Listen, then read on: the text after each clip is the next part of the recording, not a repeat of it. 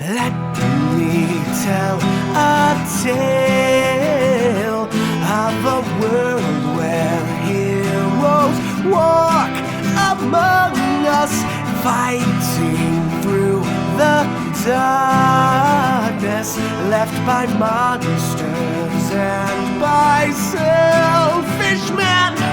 A tale of glory rent asunder, sacrifice and battles lost. Our heroes know not what awaits them, and still they carry on.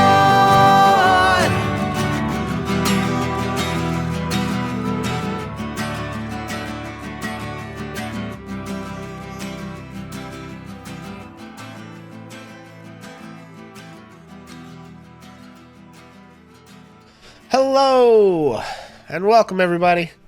It's me, Pixel, and we are Ages of Valinor, and welcome to the 16th episode of Ages of Valinor Presents The Regent of Bedegar. What's up, y'all? We are back once again with our bevy of Bedegarian adventurers, and we are super excited for this third to fourth to last episode of The Regent of Bedegar. As always, we're going to get into the game, but we're like 16 episodes in now, so we're going to keep it brief. Friends, on map screens, don't spoil stuff. It'll be like semi-transparent or grayed out. Don't talk about that stuff in chat until the players notice it, because they'll be hanging out in chat with you guys as well. Secondly, don't freak out about rules. There's a lot of them in this game, and sometimes I make things up. So if we're like trying to remember how mechanics work, feel free to let us know in chat. But if we don't notice it, we're just going to, and I make a ruling, we're not going to go back and fix it. So don't lose your mind. Thirdly, this is an open and welcoming space, so don't be a wang rod. Keep that internet toxicity nonsense out of here. I'll never have a problem with you guys. You're amazing. But in case anybody new shows up, starts trying to muscle in on our turf with their wang rodness, don't do it. You've been warned. And finally, a reminder, we do release the show on YouTube and as a podcast after each episode during the following week. So if you have to miss even an instant of the delight, which is our live show, you can catch it not live if you need to be caught up for the next delightful live show. So, and of course, as always, last thing before we get started, I need to move around some things apparently. But I like how it almost sounded like you said lie show. Yeah, because really that's what basically all what this is. That's what performance is lies. Actors are being paid to lie to you.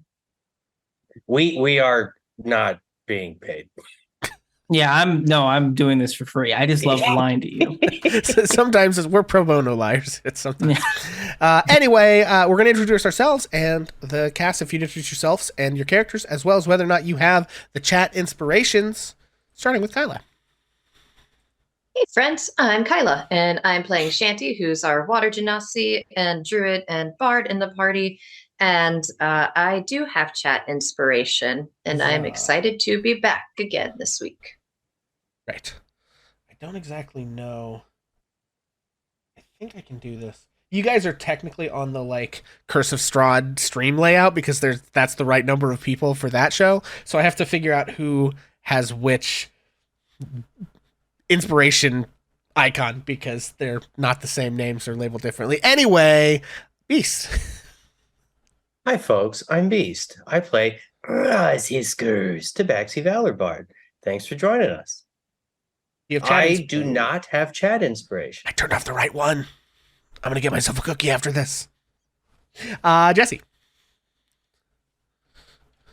Sorry. Hey, I'm Jesse. I am wearing the pimento cheese hat today, if you can see, because life is hard and it's not easy being cheesy. So, yeah, I play Silas, the wizard and part-time gorilla here at the Regent of Bedegar, and very excited to get into the aftermath of just straight up murking a dragon.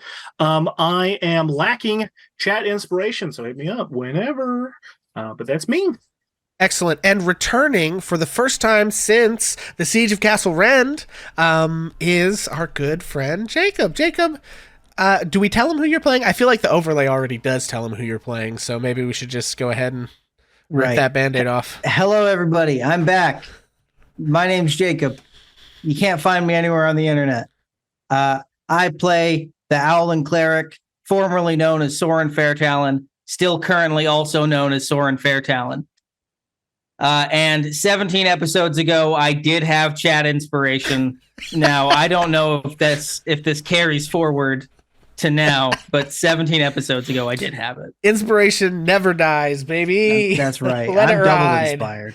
I say let it ride, and of course, my word is law. Hello, everyone. I am Pixel, the voice of God, slash your dungeon master this evening.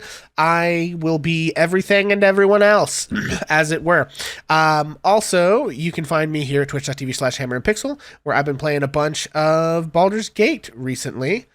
So if you like D&D, you can also watch me play a D&D video game if you're not also already playing it, which, let's face it, you probably should be.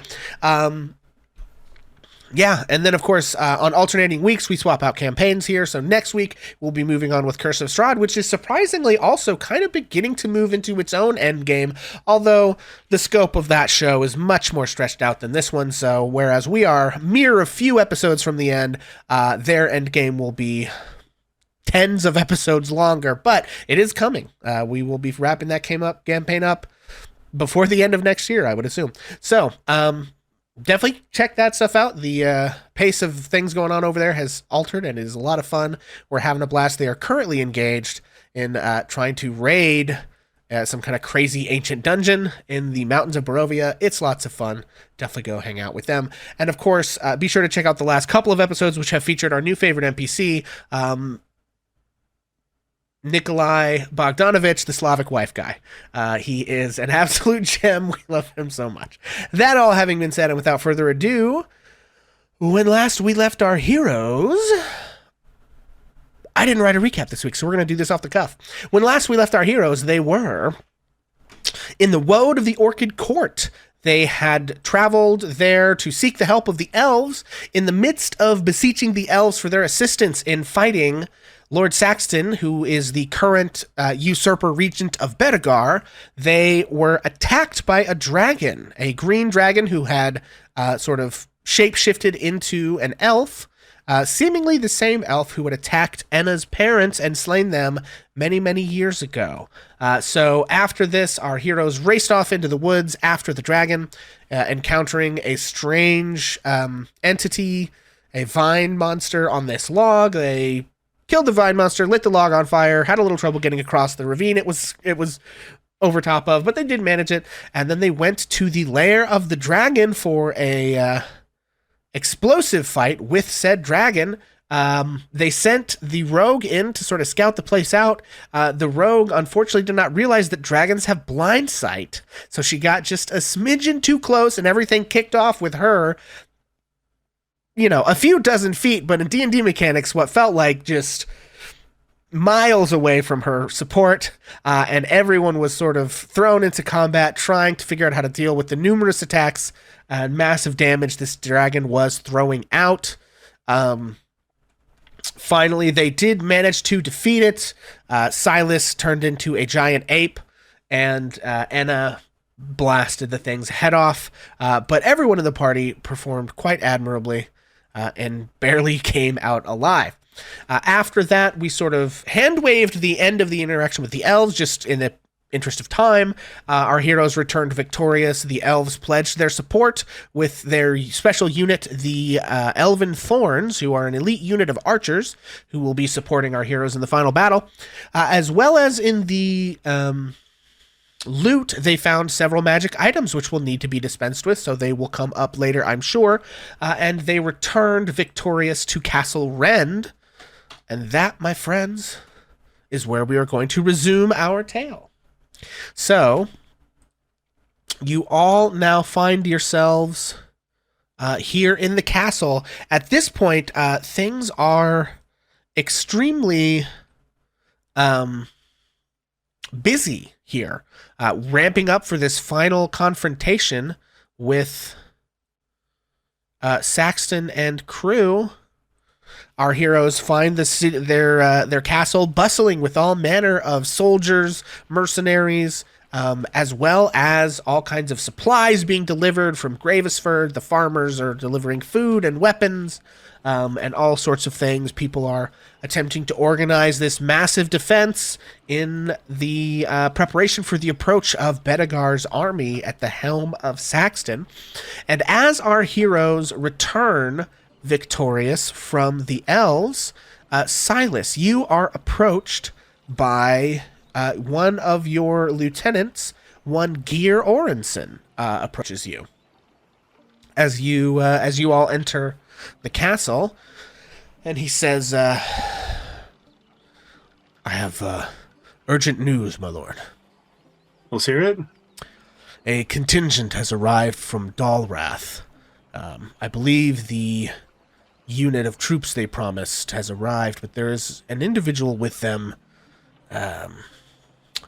They vouch for him, so it didn't make sense to deny him entry. Would have caused a diplomatic uproar in your absence, but he's cloaked and hooded and refuses to reveal his identity to anyone but, you.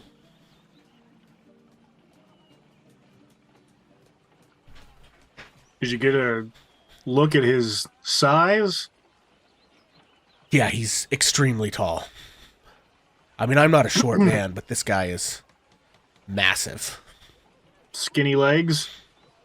I really couldn't see under the cloak, but his back looks kind of funny. Feathers? Cloaked and hooded, my lord. And how far away? He's in the Great Hall now. I cast haste. Okay. And yeah, just a blur of movement moves through the castle. Just like I think Gear does the cartoon. Ends up happening. Gear does the cartoon thing where he like spins around like as you zip off, and he goes like wait, and he like chases after you, but is much slower. Everyone else, you see this brief interaction, and then you see Silas sort of just like cast a spell on himself and like sprint into the castle like a blur. And Silas, you rush into the great hall of the castle to see sort of calmly, I guess, I'm not sure if seated or standing next to the table, an individual, massive individual with hood and cloak covering all features. Silas will stop. And definitely like the doors have just swung open as hard as they can. And he'll just freeze and just like look at the individual. As the noise of the door reverberates, this hooded figure turns slightly and just one massive eye peers out from underneath the hood. And then it turns and lifts the hood up over its head, and feathers sprout out this owl head. And looking forward, Soren says, I like what you've done with the place. Just an immediate forward motion as Silas grabs Soren and just a huge hug. So thankful to see him again. And, just constant questions of, are you okay? How have you been? Tell me everything about what happened in Dalrath, and just like so many questions that like it's you can tell it's been hasted because you can barely understand what he's saying. There will be time for answers soon, but I'd like to have something to eat. Anybody standing around, get this man some grub. I got you, boss. And Garx Brooks sort of like begins to like grink towards the kitchen, just like move. He's like a chair, so his chair legs are just moving. So basically, Jacob, you see at the head of the table the ornate chair that's there. These like two eyes sprout from it, and you are taken aback for a moment before you recognize, of course, this must be Garx Brooks, whom you interacted with a few times before you had to leave. And then the chair legs just like walk into the kitchen, and you hear Garx's voice sort of like communicating to whoever's in there. It speaks common now? Yeah, I'm as surprised as you are. We might need to get somebody else because he'll probably just eat it, to be honest. You hear Roz in the kitchen. No, Garx, you may cook after I have toasted my cheese. It hasn't changed too much. Not too much. Well, I would like to know how things have been for you before we get into my story. Visually, you see that Silas looks a little bit different.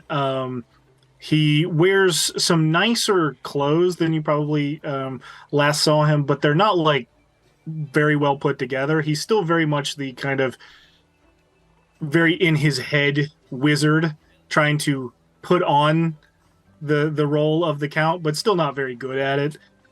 He's got big dark circles under his eyes. You can tell he's been stressed out about a lot of the things that have been going on.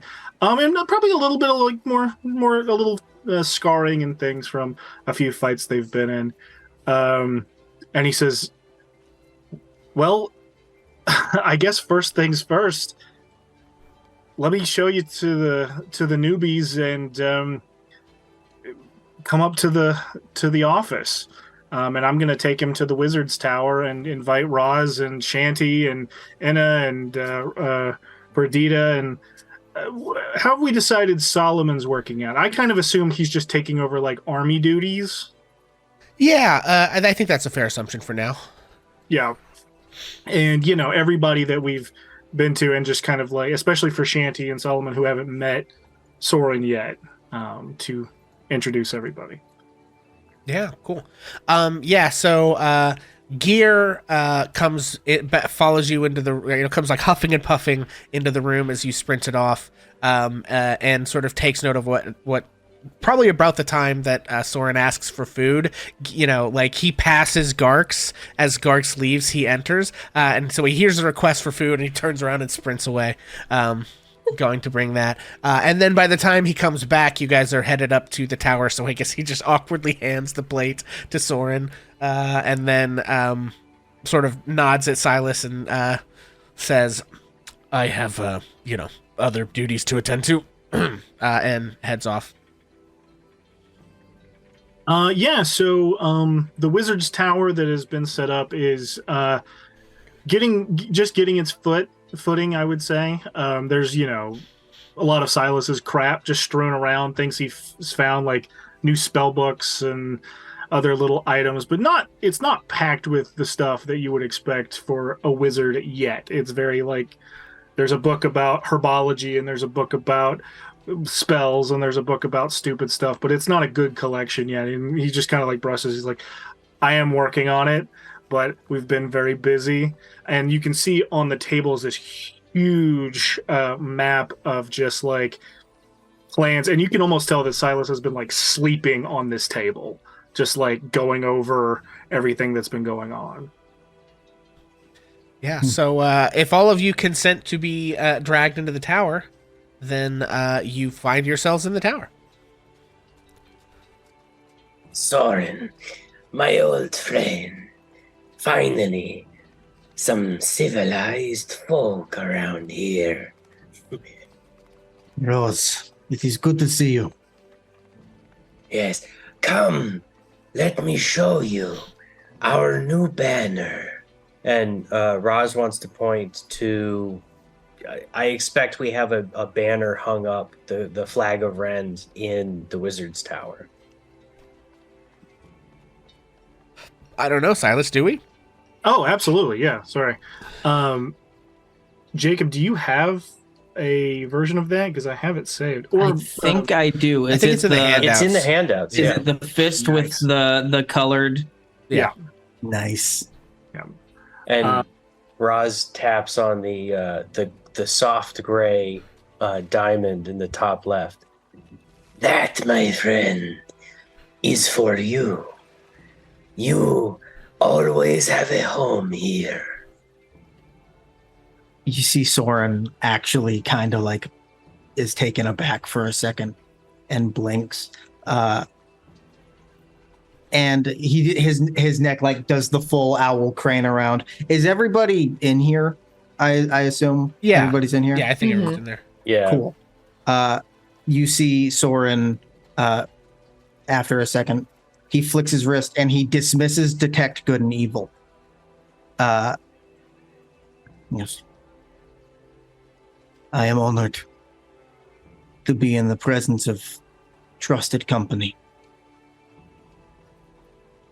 Things in the north are not well. We've heard rumor, but anything concrete is good. It's good that you're here. Yes.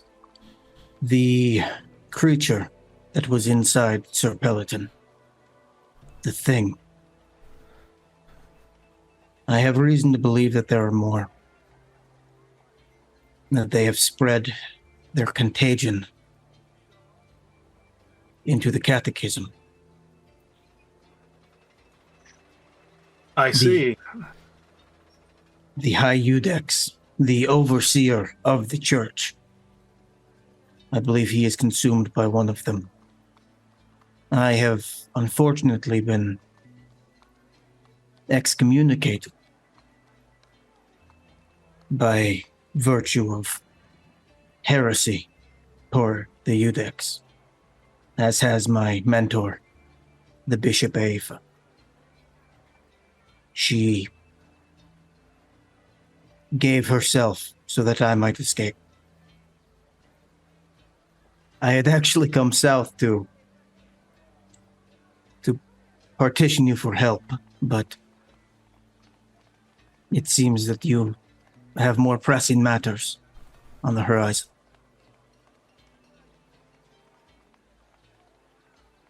Well, it looks like this problem's not going away as easily as we might have thought.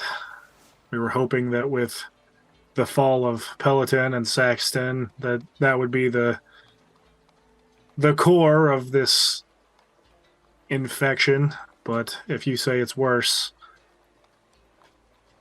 this is this is very bad. But I'm glad you are safe, and I am sorry about your mentor. Well, we must make sacrifices for those we care for. Either way, you will have my support against Saxton. And Silas will just grab him on the shoulder, and he says, and after we're done, we will clean the cataclysm and bring it back to what it was. Soren nods with appreciation and looks to, I assume, an unfamiliar person with our druid. Hello, Yeah. it is nice to meet you. I am Soren Fairtalon, formerly of the Legamine Catechism of Dalgrath. Your reputation precedes you. I've heard so much about you, Soren. It's nice to meet you. I'm Shanty. It is nice to meet you as well. I wish we could have met under better circumstances. Well met all the same. And Soren doesn't quite smile because he has a beak and can't smile, but kind of opens his mouth a little bit to try and replicate one. It's always very unsettling when he tries to do it. That's okay. Shanty doesn't really move or respond to it, just smiles. Well, what is the situation and how can I help? Well, for starters, we've been spending the last few months putting together new units, collecting an army. We have fought very eccentric battles over the course of this last year. We killed a necromancer who might have been bringing undead to Saxton's cause. We killed a dragon who was messing with the woad of the Orchid Court, and we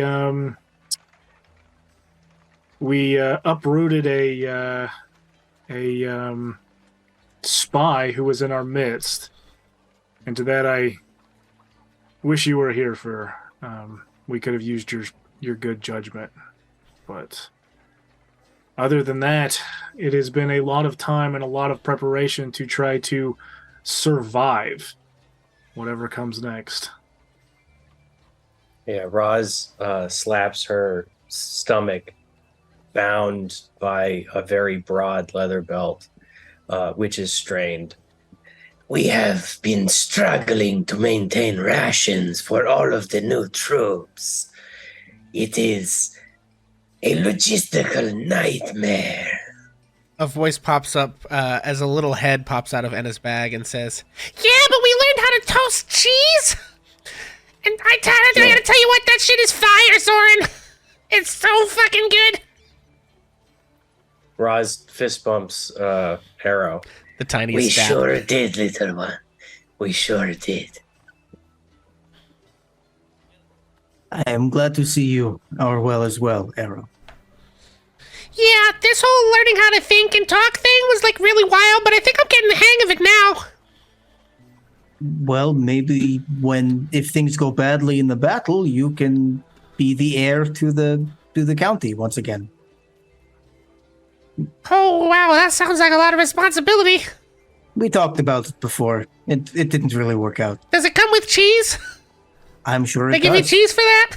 Silas, how much cheese do you get on like a daily basis? Silas is like forgetting himself for a minute and just doing the math on cheese, and then says, "Tons, absolutely." Not nearly enough. You could consider the position. Anyway, if rations are the issue, have you deployed hunting parties into the forest? I know that Gravesford has fallen on difficult times as well. Correct. Orin and Gear are pretty good at bringing back what we need. Orin has his purpose. He's hard to get along with sometimes, just mostly the smell. But he's good at his job. I think maybe Roz is the one who has the most problems with rations right now. I'm practically withering away. I cannot wait until we break their army and we can steal their supplies. But to the situation at hand. And Roz gestures to the war table, and points out both Castle Rend and the town of Gravesford. We have heard troubling intelligence that while we have been preparing Castle Rend as a mighty stronghold to resist their advance, that they have been planning to ignore us all along. And pointing a claw and circling the town of Gravesford, this is their true target. The same way that they attacked Territon to distract and demoralize us, they shall remove our allies and make the very ground with which we fight uninhabitable. And so we must renew our plans for the city or the town of Gravesford will be the first place to shed blood.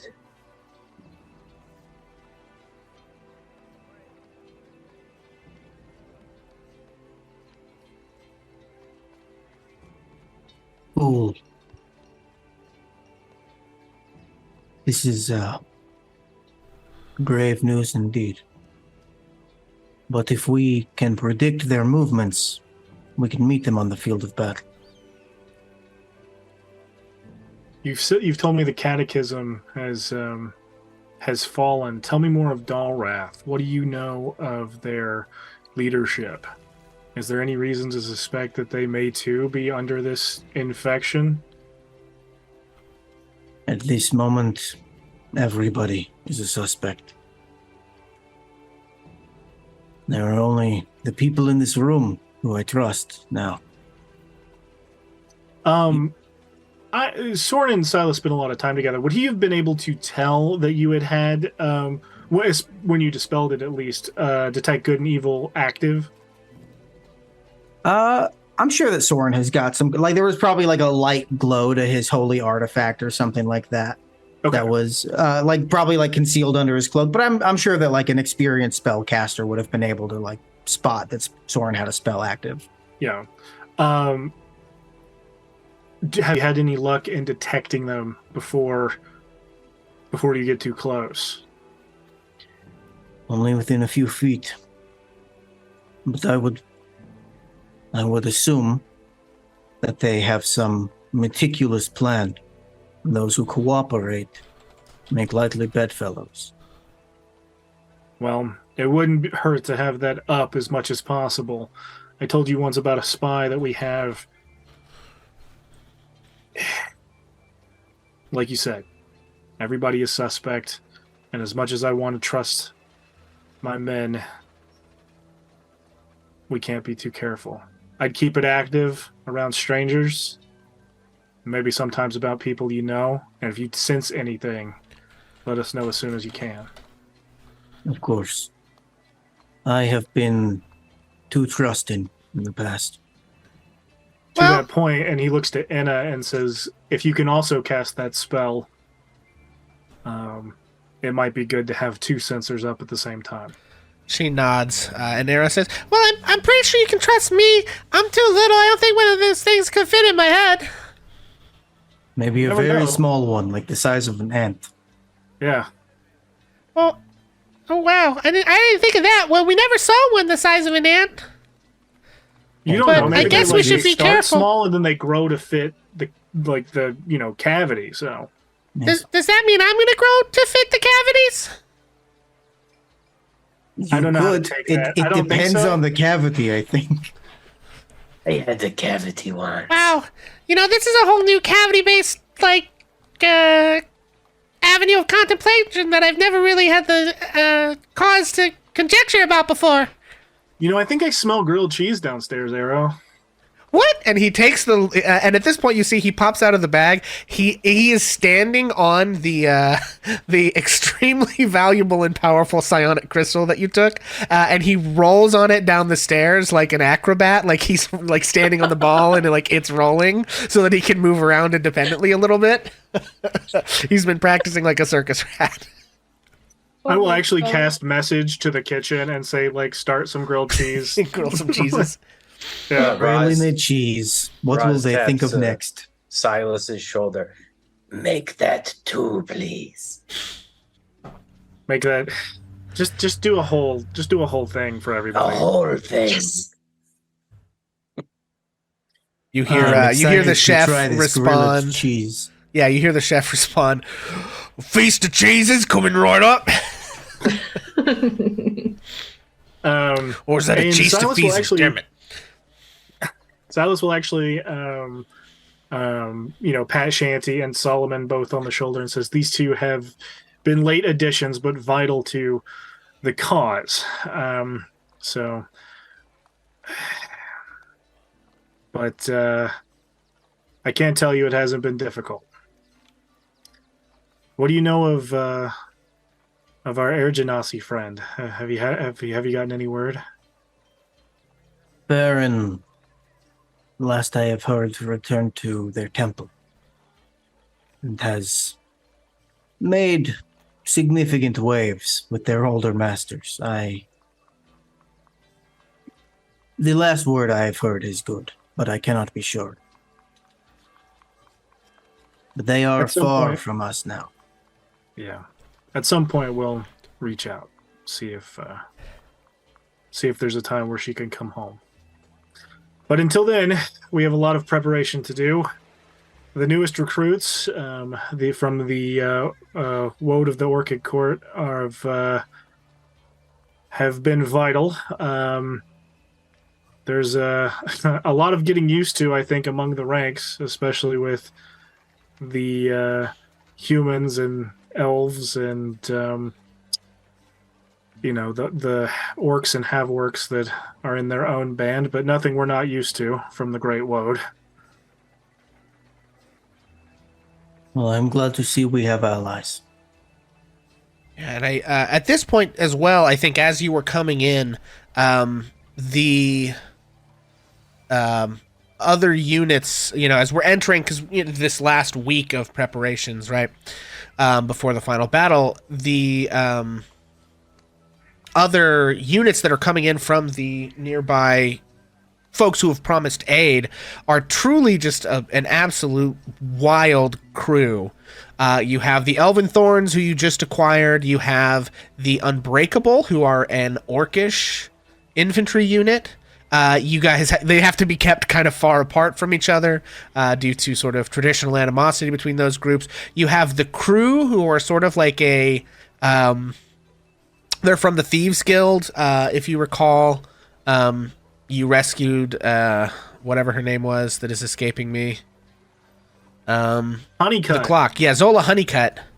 And the crew. And so they're all kind of like highly trained mercenaries, but they're also like seedy, roguish types. So you often find them like sitting around playing cards, like digging at their teeth or fingernails with knives, like to, it's just, there's just like always a little corner where they find themselves outside of, whatever training they do, where they post up and sort of like do their rogue stuff. At some point, the Swamp Mother shows up as this massive shambling mound. Like this like plant monster just sort of like slithers out of the tree. And luckily that day, your friend Trent the Tree Ant is nearby and sort of goes over and explains to the Swamp Mother like where you need to post up. And the Swamp Mother basically kind of like slithers over to the compost pile outside the castle walls and just starts eating it and just like takes the place of the compost pile. So people are like tossing the compost off the wall for the Swamp Mother to eat, and that seems to be fine for her. Of course, Soren arrived with the Hounds of Dalrath, who are a human cavalry group. And those are just the ones that you've acquired from the other units. Of course, you have plenty of your own. There's a band of Tabaxi mercenaries under the Hiskers band. And then all the rest of them are humans. The Lancers who you recruited, they're like the special unit of cavalry you were able to raise. Arrive as well. So you just basically have this like what is becoming a pretty massive army camping in this castle and in the woods nearby, and then lots of various different groups. So what's it like all of your normal folks have gotten used to the Hiskers band because they've been around for a while, but the addition of all these other like extremely different groups, it's a lot to manage and to keep everyone happy, and sometimes scuffles and fights break out over disputes, but it is kind of a sight to behold, this huge group of people kind of preparing for this final conflict and this massive like variety of people you have in this army.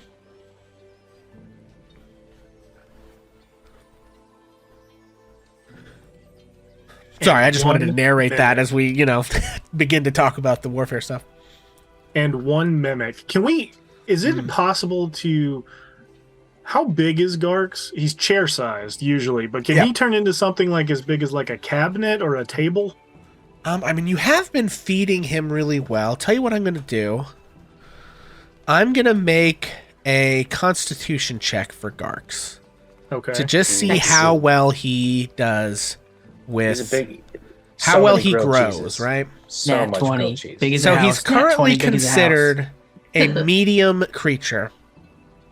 Could he replace one of the castle towers is all we're asking. Yeah, the entire castle of Rand Let's roll is this a con mimic. check and see what happens. 14.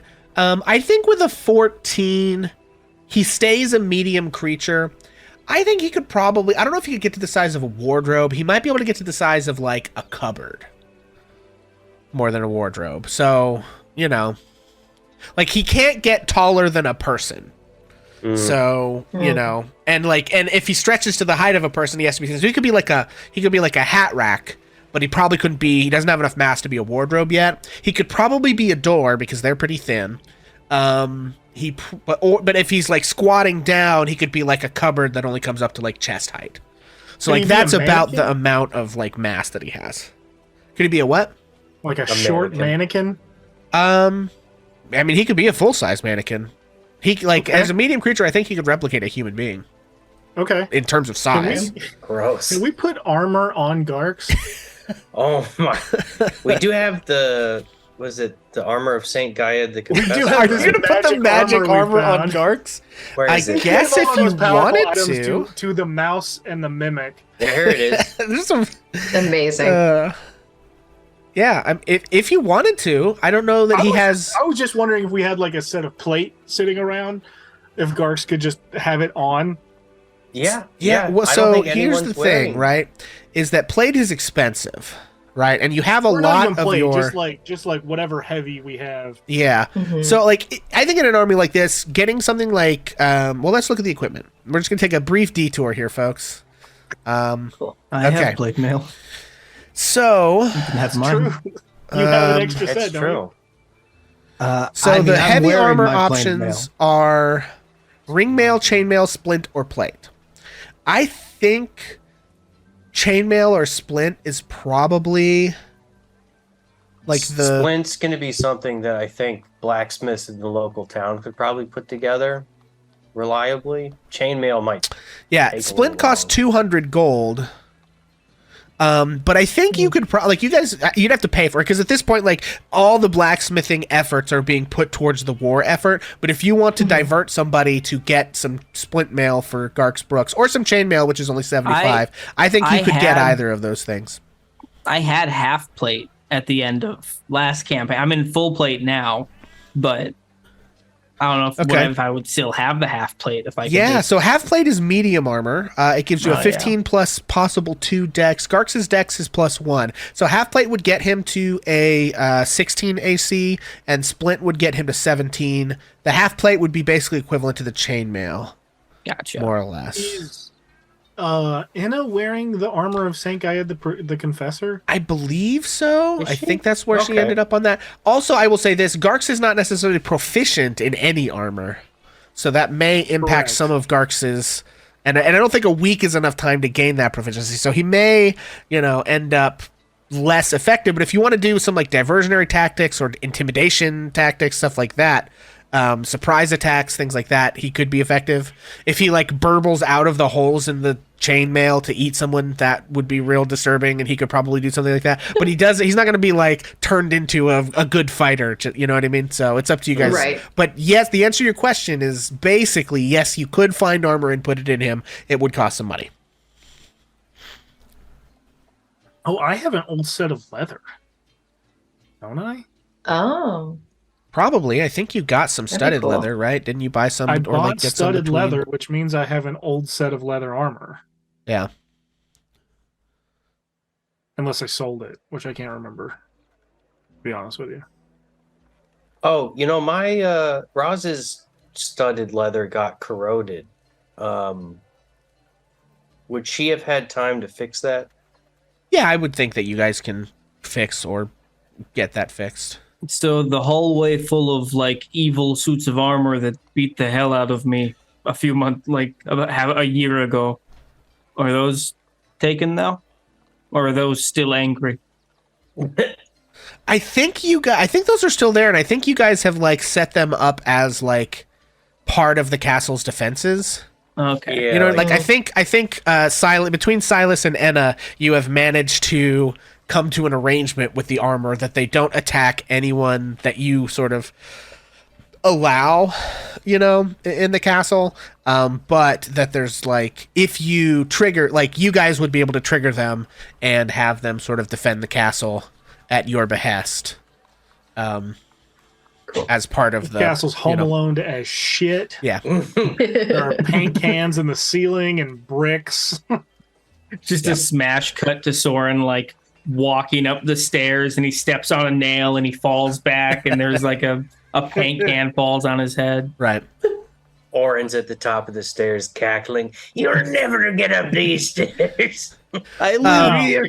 Arrow is sitting on the little orb next to Roz and says, "See, I told you the engineering was sound. Well, now that I've seen it in action, It's basic physics, Roz. I owe you an apology. And a grilled cheese. Don't forget the cheese." Yes, and the grilled cheese. We do have a bunch of items we need to kind of talk about. So do you want to go? You guys want to do that real quick? Yeah, let's do it. Yeah. Absolutely. Okay. For starters, I don't think Solomon ever ended up taking the Boots of Speed. I don't think Really? he was around to actually grab them because at the point where like we kind of started stuff, Daniel was either gone or whatever. So I think the Boots of Speed are still up for grabs, which you know, would be great for one of the clerics to have. Soren, are you attuned to anything? No, Soren doesn't have any magic items. Okay. I think one of the clerics having that would be good. I have more speed than I know what to do with, so I don't need them at all. Shanty, you could use them too, being like part healer, part kind of like in the mix. I don't care who they go to, but what do you guys think? Give them to Perdita, just make her outrageous. Yeah. Yeah. Oh, for Will that be terrifying? Well, also that really would have helped her out in the fight with the dragon.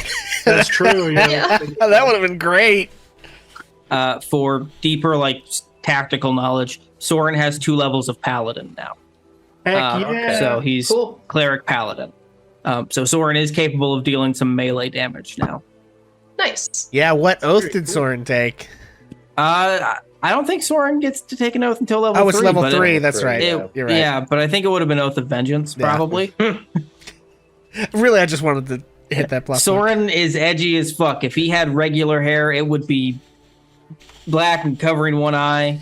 Soren is in his edgy phase. Little feather swoop. Yeah, he's got a little feather swooped over him. He's like 60 years old. He's like No, a very no. old man. Oh my Hello, God. fellow kids. Have you heard Green Day? I'm just now getting into them. I tell you the truth. I don't want to be an American idiot. But yeah, I mean that too. Oh, the other thing is, I mean, I don't know. Is it fair to take the Frostbrand Greatsword back from Solomon? Yes. So let's talk Okay. about Solomon real quick. Let's kind of do a brief vignette here. We're just going to kind of handwave this. But so something happens, like we're kind of in a free, this is not all the same day.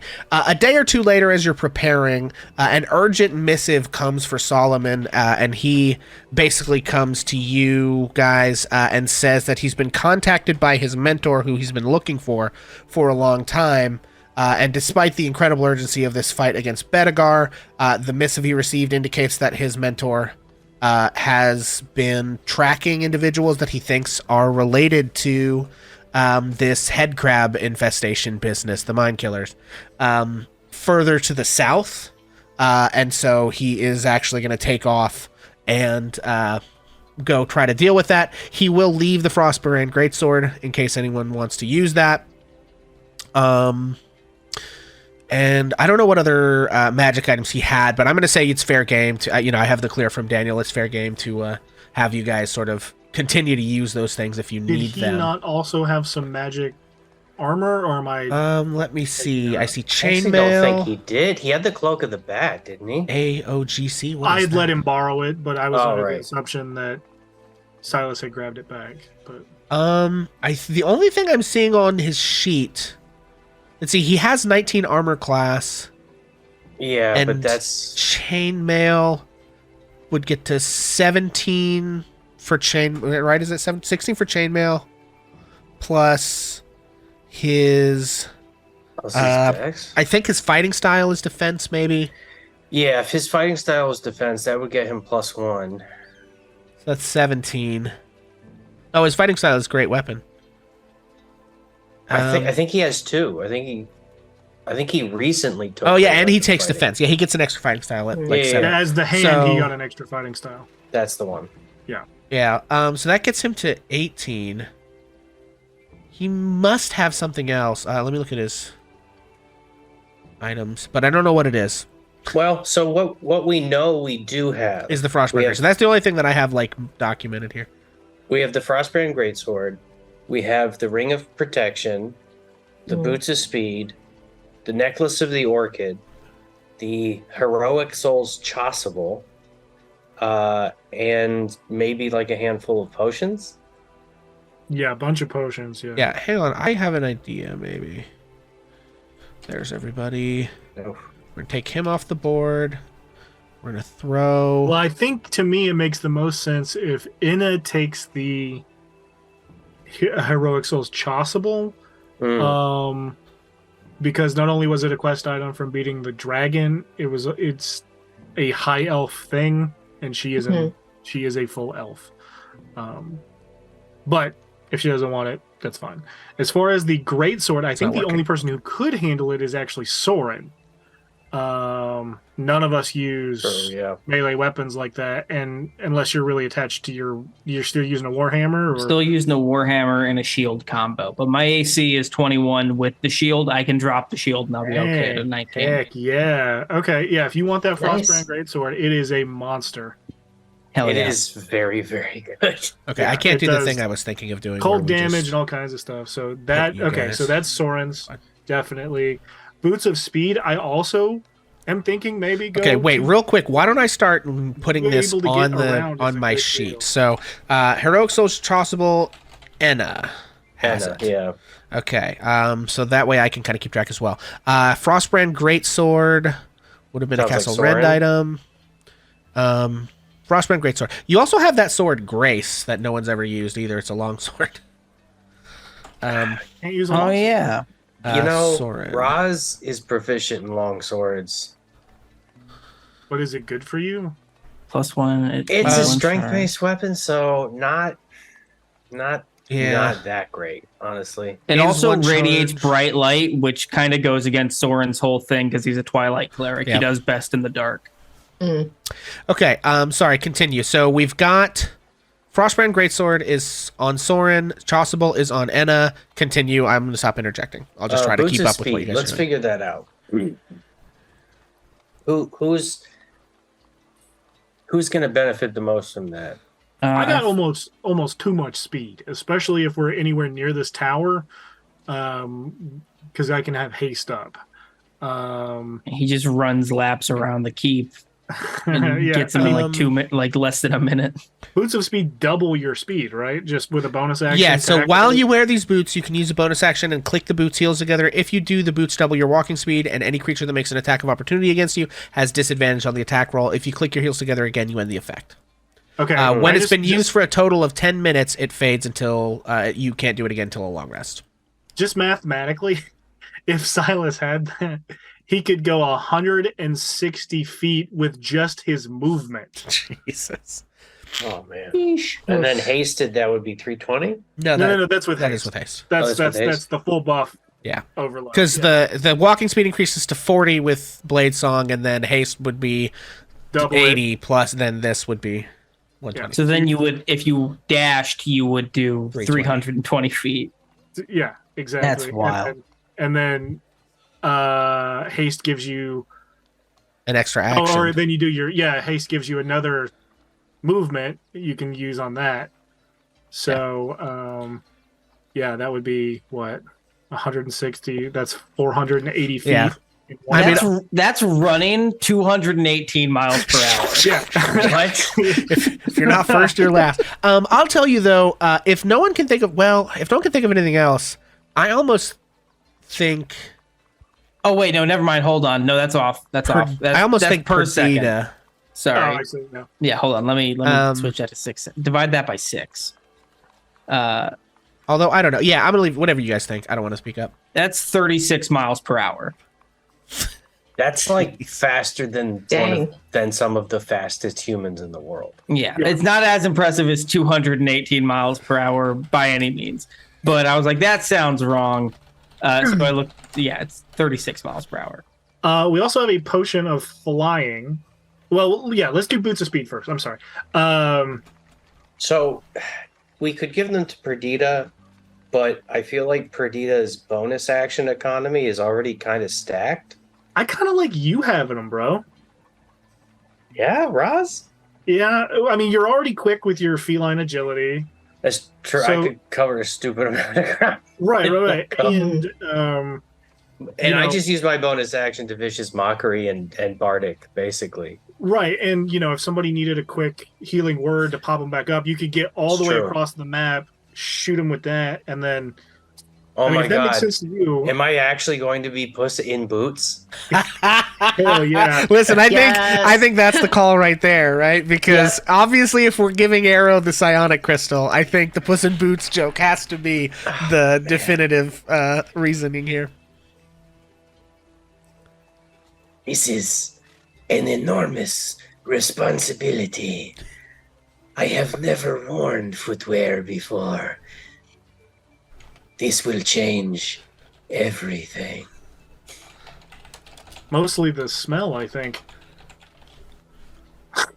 Orin will Oh, never boy. forgive me. Okay, Boots of Speed. Oh man. We've got All him on right. Roz now. Heck yes. This Okay. is actually my first magic item. All right. I thought you had the thing of armor that was +1. It's not magic, it's just Oh, it's just armor. Oh, okay. it's just studded leather. It's not magic, it's not masterwork, it's just +1 from leather. It's just one better It's than it would have it's been. just got nails in it. That's Better than nothing, yeah. Okay. So does everybody have a potion of greater healing in their pocket? I think I used mine I gave in the mine last to fight. Anna. I did. I Gave do mine to not. Brigitte. Okay. If I think we have enough that everybody here can have one. But I don't know about Perdita and Anna. If they have one in their pocket or what. Do you have anything left over, Soren, from Nothing. Oh, Okay, like no potion. cash wise? Oh Or, no, sorry. just potions and stuff. Oh, potions? No, I don't got anything. Okay. No, I'm Um, I'm All right, blank. I'll take a look at their sheets for us. They may not have written it down, but Okay. Soren gets the potion of flying, I think, right? Sure. I can already fly. Right. Hey, are you high enough? I level to think have with the steps potion on of flying, you can't could fly fly. with armor. I was gonna say with the potion of flying, you could fly with the armor. I could. Can we tweak it and I get extra fly speed? I mean, I think it's 60 feet Please, of fly Dungeon speed, which is Dad. faster than your fly speed is anyway, right? Yeah, isn't it your walking It's speed? like the fly spell. So whatever the fly spell is, that's It's what you would, 60 that's what you get from feet, the yeah. potion, right? Hell yeah. Yeah, because if I was a level higher in cleric, I would have been able to fly as long as I was in dim light. That's But what I was. That's Right. what I was going to ask. If you got okay. steps of the night. But yeah. Perdita appears not to have. She's used all of her healing potions. She's out. Okay. Okay. She does have the Ring of Truth Telling. I think that's her only other magic So I'll take item a that I'm potion aware flight. of. Okay. I have one potion of greater healing in my pocket. Oh, she has a thing on here that says she has a potion of greater healing, but I don't know if she used that in the last fight or not. So I don't think she Question. did. I think somebody gave her one. I think she was Roz did. planning to use it, but then I think maybe Enna's AoE heal got people up and we didn't need it. So I don't know. That did happen. Okay. So Ring of Protection. I think that's just a straight up +1 to AC. if Yeah, I'm not it's wrong. stupid good. It does require attunement, so that's And something saving to, throws. and saving throws. It's stupid good. Oh. Yeah. Oh my yeah, goodness. +1 to your AC and every saving throw. Ooh, damn. Wow, Uh, that's awesome. Which, who, being an AC queen, I would love to have, but I don't want to just take it. That kid Well, bumps another sword thing up too- to 20 AC while he has the great sword. Yeah, and another thing too is That's that pretty cool. +1 to saving throws, I believe, would count for Constitution checks. So anyone that's That's making right, yeah. concentration checks, Oh. any caster that gets into melee frequently, that would help. That I mean, it's 5% bump, so it may not be determinative. Well, in addition to the more AC. than that if you have Warcaster though, because you're getting Yeah. advantage on Yeah. top. So, But yeah, I mean, literally everyone benefits from that thing. That could go to any of you guys. Yeah, we do have multiple melee casters here, so it is a I feel little like bit. Silas gets the most down though. Yeah, I think Silas would get the most out of it, right? So what's your AC at, Silas, when you do? So It's like it's 22. I have like 15 ACs, right? So Mhm. my first one is 15, plus Blade Song is 20, plus Haste is 22 plus shield is 27, right? So The that's shield good, spell, right? But I also have only have 42 HP.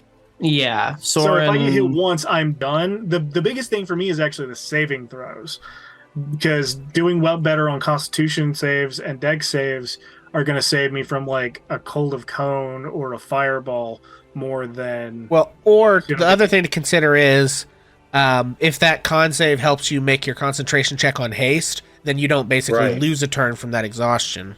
That too, yeah. But I mean, whatever you just things to consider. So, yeah, but literally all the casters would benefit from it, right? Like if the paladin Exactly. or any of you guys that hold concentration, that helps you if you take damage, right? So Exactly. so it's a tough one. What do you get on your Constitution saves? I get a +1, plus if I have the Blade Song active, I get 5 more because it adds your intelligence check. Oh And yeah, then I have advantage because of Warcaster. right. It's a +6 with advantage. I mean, that's +6 with advantage is pretty good. Pretty good. I'm not. Mhm. That's pretty awesome. That's cool. I get a +2, and I have Warcaster, so I Right. get that. And do you But have also, magic items yet? What was that? Sorry? Do you have any magic items yet? Not yet. Okay. Yeah. And not what's at your the moment. AC normally?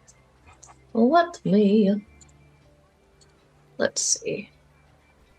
It's 12. I'm super squishy. Super squish.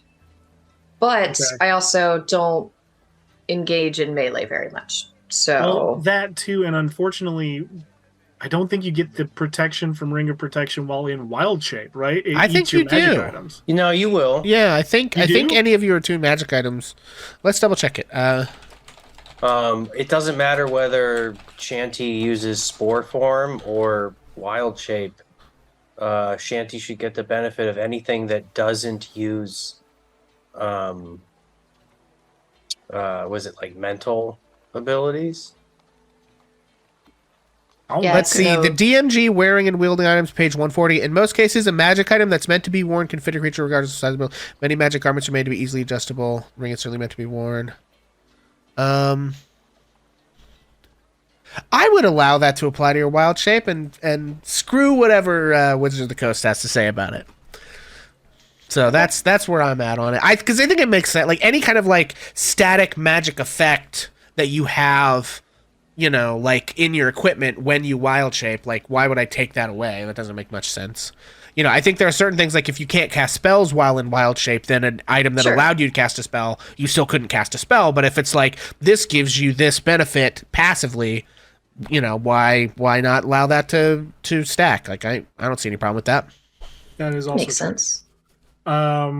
There's also whatever the y'all think. Psionic Crystal, which I think we might take from Arrow for at least the final battle.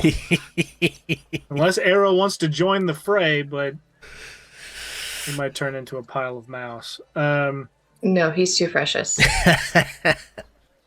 So this has a bunch of effects. The coolest one ended up being used by Farron, which was she could amplify her for the melee next minute. attacks? Oh yeah, she all did your her like punches deal 3d8 psychic damage. 3d8 psychic damage. yeah, on they did all flurry melee? of blows Oh my and God. just Whoa. decimated somebody. Was that in So the I Paladin think fight? Stupid Yeah. strong, yeah. I I think think so, yeah. without Farron, I think Perdita maybe gets the most attacks per round of any of you. Yeah, that's Perdita? true. Yeah, she has a Yeah, bonus 'cause action the attack. bonus action tail, right? Well, so she gets 2. Maybe Silas gets more. Do Well, you- if I just go swinging at stuff, I can get 3. Yeah, but I think Perdita also has higher to hit bonuses than you, right? Like with melee stuff. I have a +7. Okay, well maybe you're the same. No, Perdita probably has +8 because she has a +1 short sword. Yeah, that's right. The +1 short sword. Let me look at this thing. Because that's what Yeah, Roz her has. her +1 short sword. No, her +1 short sword is a +9 to hit. Oh, she has 20 dex? Yeah, she's max on dex.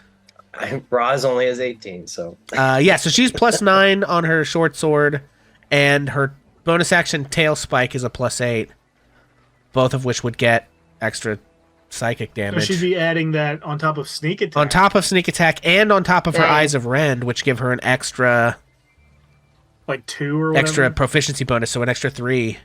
Oof. So she's rolling, like, if she sneak attacks, she's rolling 1d6 plus 9 base damage with the short sword, plus 4d6 plus 3d8. The plus 9, Wow. the plus 9 on the short sword includes the extra 2 from 14. Eyes of Rend. Yeah. So That's like an average of 40 something damage. yeah, it's a bunch. That's pretty good. That's awesome. Yeah, so Pretty like good. We just have to remind her that, Perdita likes to shoot from afar, which I get. that is true. Her short bow is also +8 to hit for 1d6 plus 8 piercing. Yeah. So it's like the it's only- just the a only thing on that 5% is diff and 1 extra If Perdita damage. prefers... Oh, is I the guess we'd have psychic to damage ask only on Trish melee? what she'd prefer. Or does it? Yes, it is Okay. only on melee. Gotcha. Yeah. Um, I think on that one we'd have to ask Trish what she prefer. The other part of it is it has a bunch of other static effects we haven't even tried. Yeah. Like the distance, choose a number of targets, or be pushed back 30 feet. That's pretty awesome. Yeah. Choose any number of targets. So you're just standing in Within an 30 army, feet. go, whoosh. Yeah. That's amazing. Flay and all of these are really As good. a bonus Drying the action. Blaze brains of gnarly. all creatures? That's wild. Who wrote this? Is this a custom item? Yeah. So this is from the book that Strongholds and Followers is in, and it's a custom item from that book. Okay. That's They- crazy. I think they went a little hard because this thing is insane. Yeah. I love it. Broken for sure. It's good. It might be too good. But Can it's we good. rewind to the Ring of Protection? Yes, sorry. Oh, right. So the benefits are, the most obvious benefits are it will help someone maintain concentration if they get hit. And it make will- them harder to hit. It will make a squishy character significantly less vulnerable. So I guess how are we weighting that? Because we could give that to someone with an already stupid armor class like Silas, and make if Silas is the focus of attacks and our characters aren't, that actually helps us because it makes him harder to hit and easier to distract enemies. Versus Use the if- wizard as a tank. Yeah, basically. He's a wank. Yeah, Yeah, I It's- get it's it. Silas the Hedgehog. as long as nobody crits, I'm fine. True. So there's a But even if they 5% do chance that crit- you're fucked on any given hit. Yeah, You but would the one keep time pace. somebody crits, they eat my entire HP. That's when I come in with the healing word, Right. Or third level, or just or lay on Roz and hands. Boots. The other part of that is, and you're gonna have to remind me how this works, Pixel. Sure. I get a pretty ridiculous buff from the wizard tower that I've kind of forgotten about. Yeah. I don't right. remember if it's active all the time or only within like around the wizard tower, but it allows me to concentrate on 2 spells at once. It's within your domain. Yeah. So, Does Gravesford fall within Ren's domain? yeah, let's just go Or look at the Or thing. is it domain? I can pull the PDF right here. It's domain or domain. Yeah. It's okay, so this is in Immense. the Strongholds by class section, right? And it's going to be Wizard's Library. It's going to be all the way down to the bottom. Domain effects. Copy of every non-magical book anyone brings into the domain. Concentrating 10 minutes, you can scry on any person, location, in the domain. Scrying spell. Once per day, wizard can control the weather in their domain. Stronghold actions. Initiative count 20. Spell master. You can maintain 2 spell concentrating this number of time equal to your stronghold level, and you must take an extended fast. No, you don't even have to be in your domain, but you can only do it once before an extended rest, which is like 3 months. But you would have had an extended rest, like you haven't used it, so you do have that available. But you can only use it in this. Hasted gorilla. That's No. dope. Oh. How many attacks does the gorilla get? Already it gets 2. But hasted, it would get 3, right? Correct. Yeah. Plus the psionic crystal. Oh no! Plus the psionic. Oh my crystal. God. No, Or Yeah. is the psionic crystal concentration? Is that effect concentration or no? no, it's spend charges. No, the amplifying effect is concentration. Yeah, it Oh, does. it So is, you you're right. couldn't But you haste could do and One polymorph minute. and the amplify effect. No way. yeah. But the other part of that is I could hit somebody. I could hit myself with haste and then hold, like hit somebody else in the party with a polymorph, and then we have a fucking gorilla running around while I'm hasted, which is pretty cool.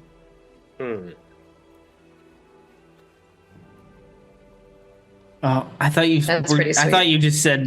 I thought you guys just meant like you had summon gorilla as a Oh spell. no, And I it's was like, what? it's It's polymorph. polymorph. That's still. Although fun. summon woodland creatures, there's a chance you'd get gorillas. I guess they're in the ballpark. I don't know what level spell summon woodland creatures. Okay, It basically here's the thing has with the been ring of summoned protection. gorilla. From my perspective, there's no perfect answer here, right? Right. Like there's no purely optimized. It straight up is good for everyone. So I think you just got to make a call. Soren relinquishes. I don't want it. Okay, I'm definitely gonna do some goofy shit in the final fight. It would help me maintain concentration, but I also have inspiration and maybe chat inspiration to rely on. So So I let's thought- be I more. feel don't like know if it's Shanty going to would be get that some much good of a out of it. factor. I mean, Getting Shanty's AC up to 13 might do some good. I don't know. Plus the ace plus saves. Well, Plus, it's like all the it wild helps. shape and the concentration and Yeah, things yeah, like yeah, that. Right, but if it helps Shanty survive one hit, that's one turn that someone doesn't have to revive someone, That's correct. true. Absolutely. There is that. and that's a ton of stuff to happen. That we would Okay, be giving up. so final answer. I vote Shanty. I concur. Shanty. Okay. Seconded. Shanty. Third. So you get the ring of protection. That is going to be +1 to your AC and all of your saving throws. Alrighty, Roo. Cool. And now that we're on that, I actually think maybe because the 1 second. I bet Solomon was wearing the armor of Senkai the Confessor. Let me look at Enna's sheet. No, I think it was. Anna had it because she had the Dragon Flame Knights on the last. I know that Anna had it at the end of the last campaign, but that was Yeah. before Solomon. I think Solomon's AC was already so stupid. Okay, her that he AC is basically 17. said, "I don't need it." So her AC is currently sitting at 17. And That's that not stuff is right. +1 plate. armor, So, so it should I be actually 19 don't minimum. think she's wearing Yeah. the armor. But we can put it on her if that's the decision. You might not have just ever actually put it on. Yeah. I think it was one of those things, kind of like there were some of those items from the Castle Rend era that like you guys never really used or decided what to Yeah. do with.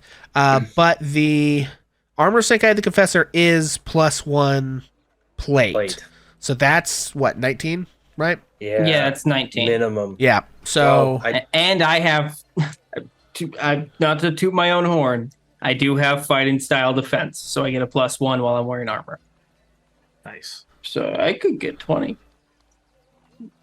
But Anna also is also important for the fighting. So 2 clerics. does Enna have? Anna Wait, tends to hang on. stay Enna out of doesn't have trouble. heavy armor proficiency. Enna's a light cleric, not a life Oh. cleric. So she's wearing scale mail and getting her dex That's- bonus. Okay. So So I think maybe Soren's the choice she for could- the Yeah, armor. and He's the only one that could because Soren benefit. didn't have heavy armor proficiency. And I think until he took Solomon Paladin. was wearing it, and that's how he got to the AC that he had. Okay. So That also makes sense. yeah, let's executive decision here. Soren Soren time. is the only one who can benefit from that. So there you go. Cool. There's also a couple of spell scrolls. I don't remember if we've divvied those up or not. We do. We have. I have the Okay. scroll of Hold Monster. I used the scroll of Vampiric Touch during the fight with the mimics, and the scroll of Blight Inna has. Awesome. Whether she Okay. remembers and wrote it on her sheet, I don't know, but she has it. The Vial of Acid. Who's got that? Did we use that? Oh, I don't know. You know You got what? it from Caliga's Tower. yeah. And I the don't think we Alchemist's And there's Fire Fire Flask. Shattering Iron. I don't think no one's we used divvied any of those. those, so you can certainly divvy them up now. Well, I think not only Raj should have them, she should keep them very close to her jars of piss. That way, Yes. when they bump into each other, they just explode. You, me, buddy. Same page. Same page. Okay, so Roz has the vial of acid and the alchemist fire. Vial Yes. of acid. Thinking again on the potion of flying, I actually think maybe that could go well for either Shanty, because you could be a flying whatever. Right. Because it's not concentration. You could drink it and then fly off and be a horse or a, Alligator. that would be cool. I could take it, but I'm very fast. I think I could run around most things. My other choice would be maybe Perdita, having the ability to fly around, either man. shooting As an or- archer, that would be really good. That's terrifying. Oh, yeah. that's awesome. right, or getting down on. She'd be able to get the options of melee or bow without having people in the way. Yeah. Mm. I could do flybys and feel stuff. like- Yeah. Perdita, personally. Sure. What Yeah, do you let's do all it. think? Yeah. I agree. Okay. Cool. In on it. So the necklace of the orchid, that's not even this is just something we have, right? Yes, you got Yeah. that from the Dragon's Horde, or the elves might have given it to you. It was from that thing that just happened. Yes. So it's It's a free heal spell next to you, or it is a reincarnate spell which brings someone back from the dead, but they have to randomly roll for a new, basically like ethnicity or like And ancestry, Character race, yeah, Ancestry, new yeah. species, whatever. And the Which they heals, don't I come will back say, the same. it says a heal spell. I think they mean the 6th level spell heal that regains somebody 70 hit points and ends blindness, deafness, or disease. So, wow. So it's I don't think it's wow. just a healing spell. I think it is a heal. The Heal. spell Heal heal. spell. Yeah. It's not worded great, but but this is Okay. just something that you don't have to attune to it. It's just somebody No. can have it, but it's one it's a use. Like you usable, smash yeah, it and it, consumable. yeah. Okay. That's pretty awesome. It is. Who doesn't have the ability to heal? Right. Then I think maybe Perdita also doesn't. that's Yeah. true. But and both of you are fast as hell, so really either of you would benefit. Yeah, because the other part is I could get to somebody if they needed to be brought back. Yeah. Now, when it comes to the reincarnate spell, Yes. usually spells like that take time. Is this something you crush it and it just happens, or is it like it goes through the motions of the spell? Let's I see. think Let's it look at the reincarnate just spell. The reincarnate happens. spell has a casting time of 1 hour. Yeah. Let me look at the wording of this. I just want to make sure we're not thinking of this as Right. like a revivify. where, Yeah, like, Right, this right. action somebody bears an orchid flower. While you wear the necklace, you can crush its crystal as an action, granting you or a creature of your choice the effect of heal or reincarnate. So It's the no, it's effect, an so it's action. instant. It's instant. Yeah, it is an instant Wow. reincarnate. an instant reincarnate is pretty cool. That's pretty Somebody solid. dies, and then Yeah, you're so like, now I "Hey, gotta you're a kill one of you. bugbear." Not me going over to look at Flea Mortals by MCDM and finding something nasty to add to this final counter just to make sure one of you dies and has to get reincarnated. Couldn't be me. Sorry, Yeah, continue. but it's like imagine 1 second you're down, the next second you wake up and you're like, yeah, you're a goblin. Here's the other thing is the normal reincarnate spell list only lists the base races species That's in the boring. PHB. No, let's gamble. I'm absolutely getting the extended list that has Nice. everything that's been an officially released ancestry from all of 5e.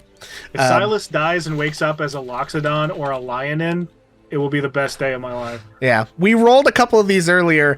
Beast would have come back as a satyr, and I would have Satyr. come back as a minotaur. So excellent stuff on the list. Hell yeah.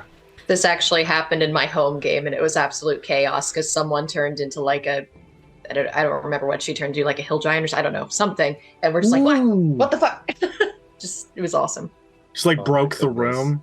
Pretty much just in the middle of a fight, died, and then instantly came back as this like huge monstrosity. And she was like 5 foot before.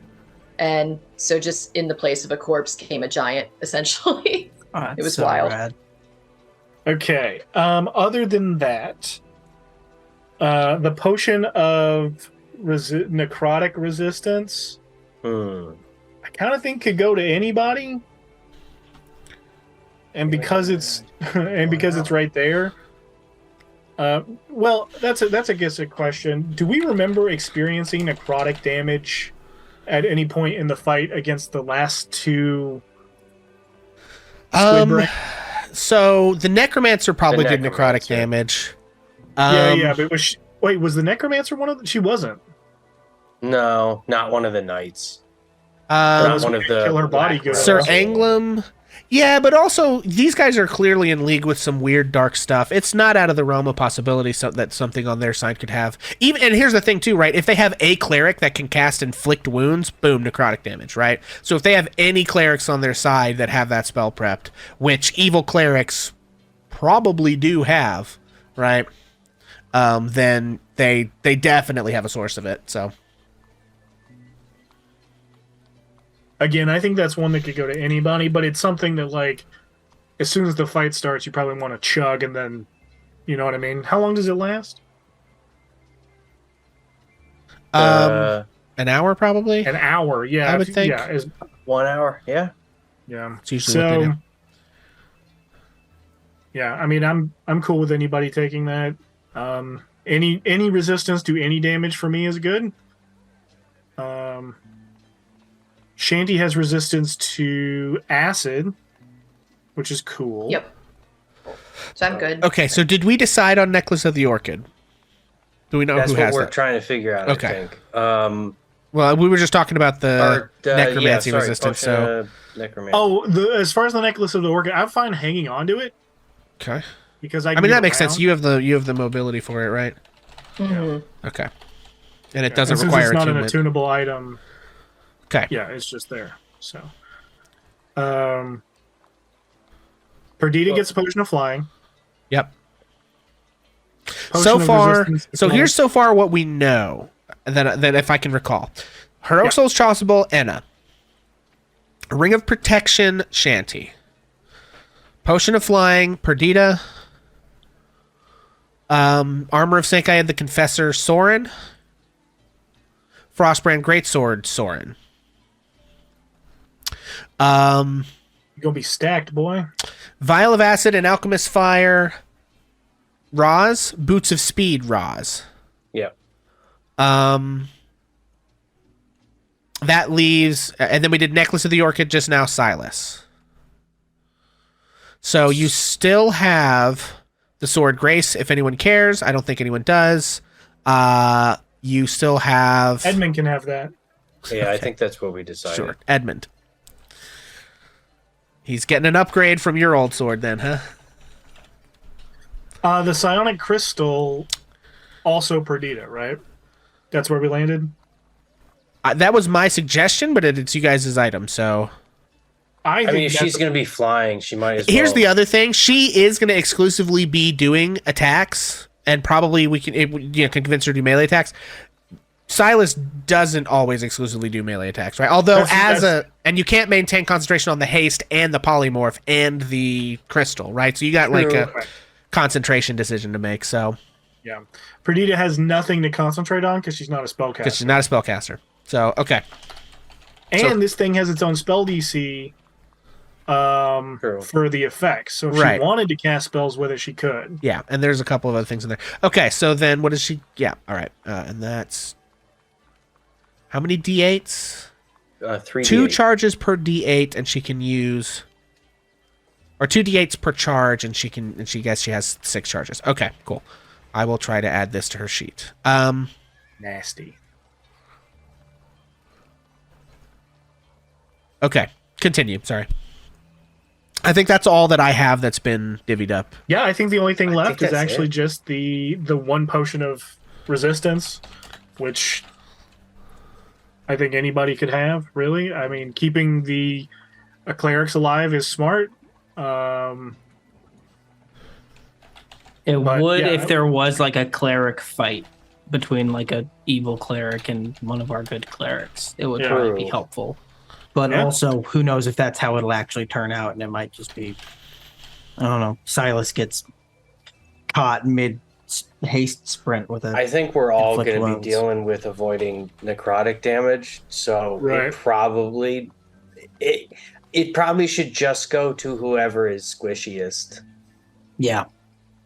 I think that would actually be me then. I only 42 hit points total. Okay. Cool.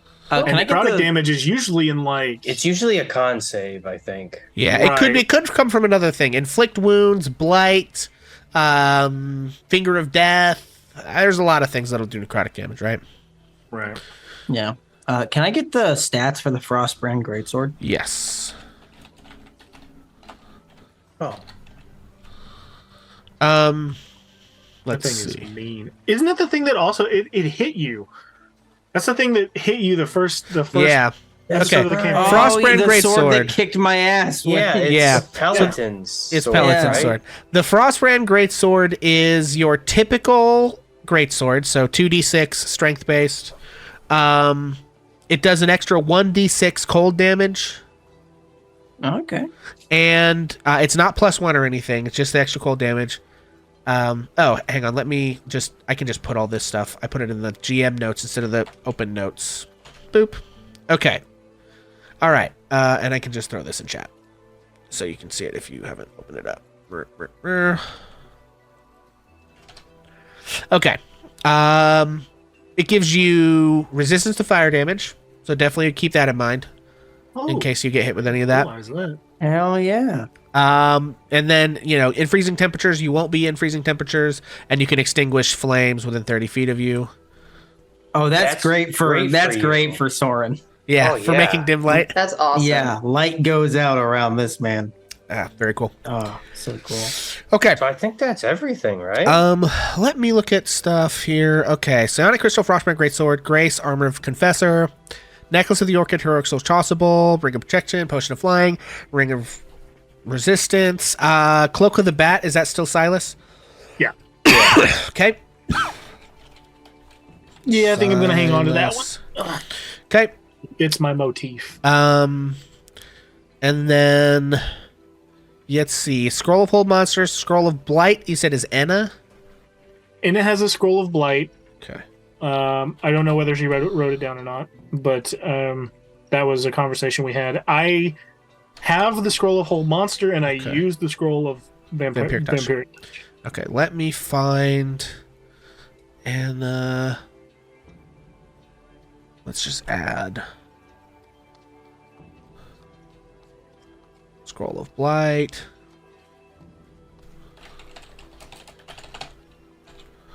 Okay, and then Probably a good time, if you don't mind, take a short bio break. sure, we can do that. If that is everything, if we did. I think it is. Let me finish to make sure the two scrolls.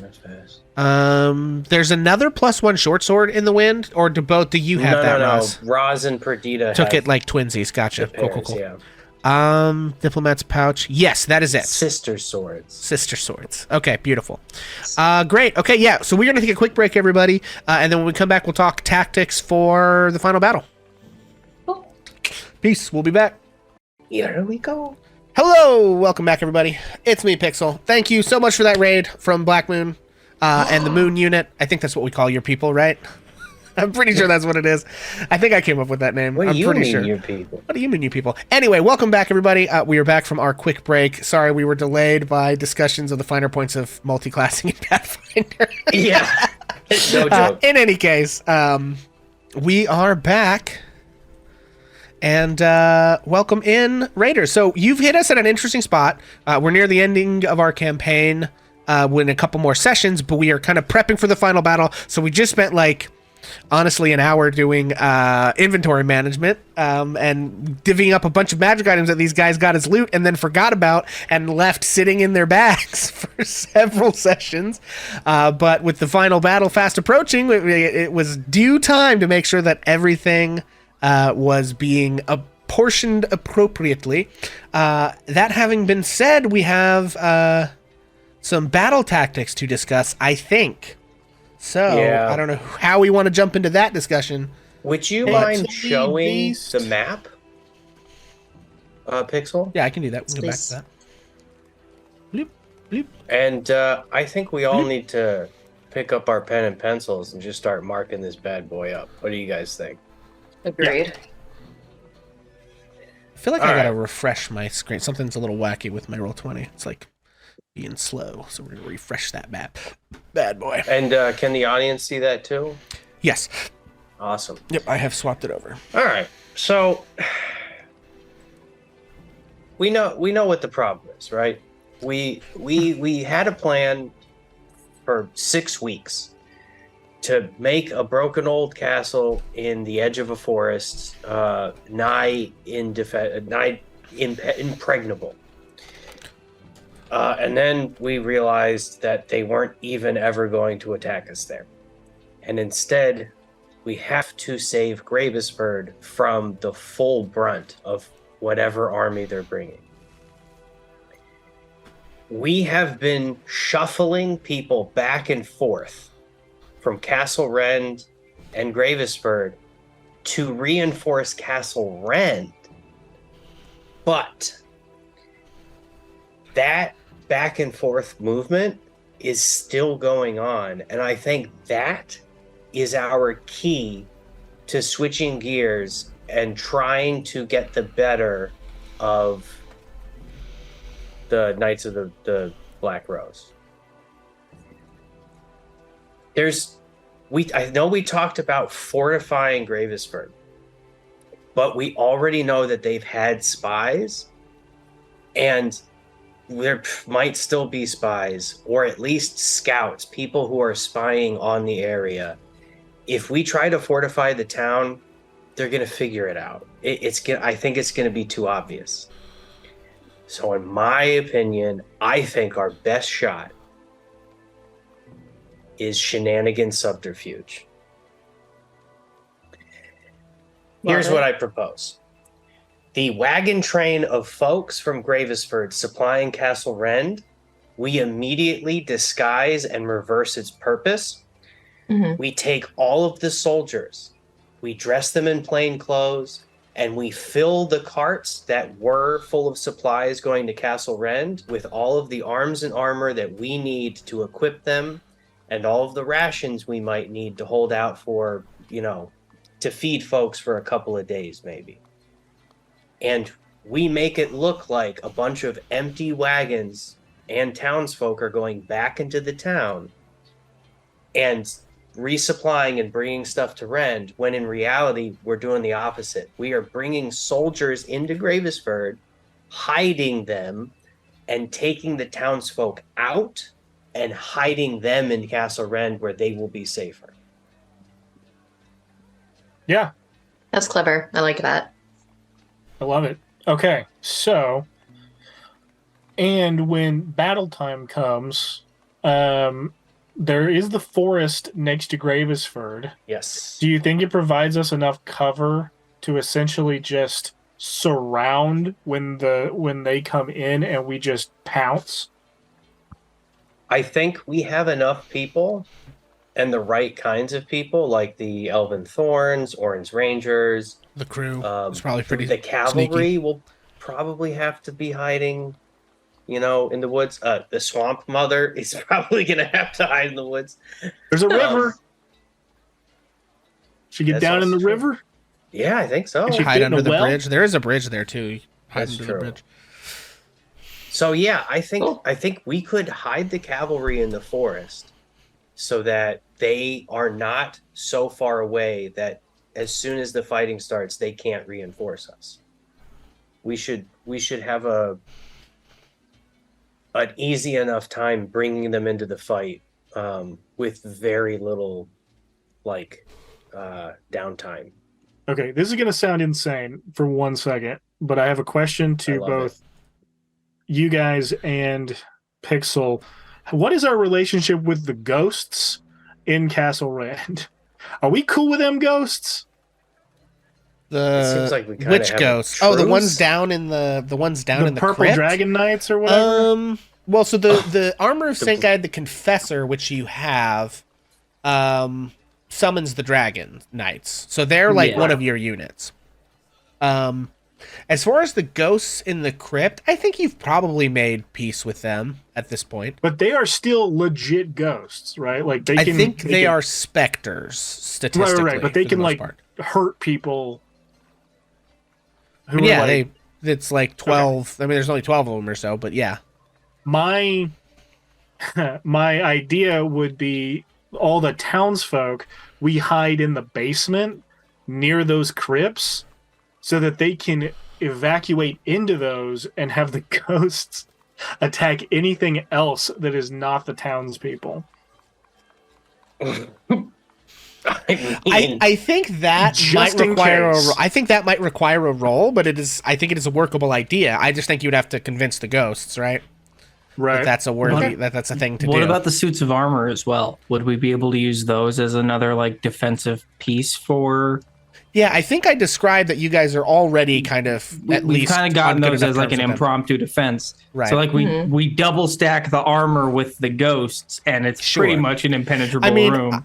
I think awesome. in terms of armies, right? If you guys lose the army fight and you lose the fight against Lord Saxton, I don't think even between the ghosts and the armor that the people in the crypt are going to make, it's grim at that point for them, right?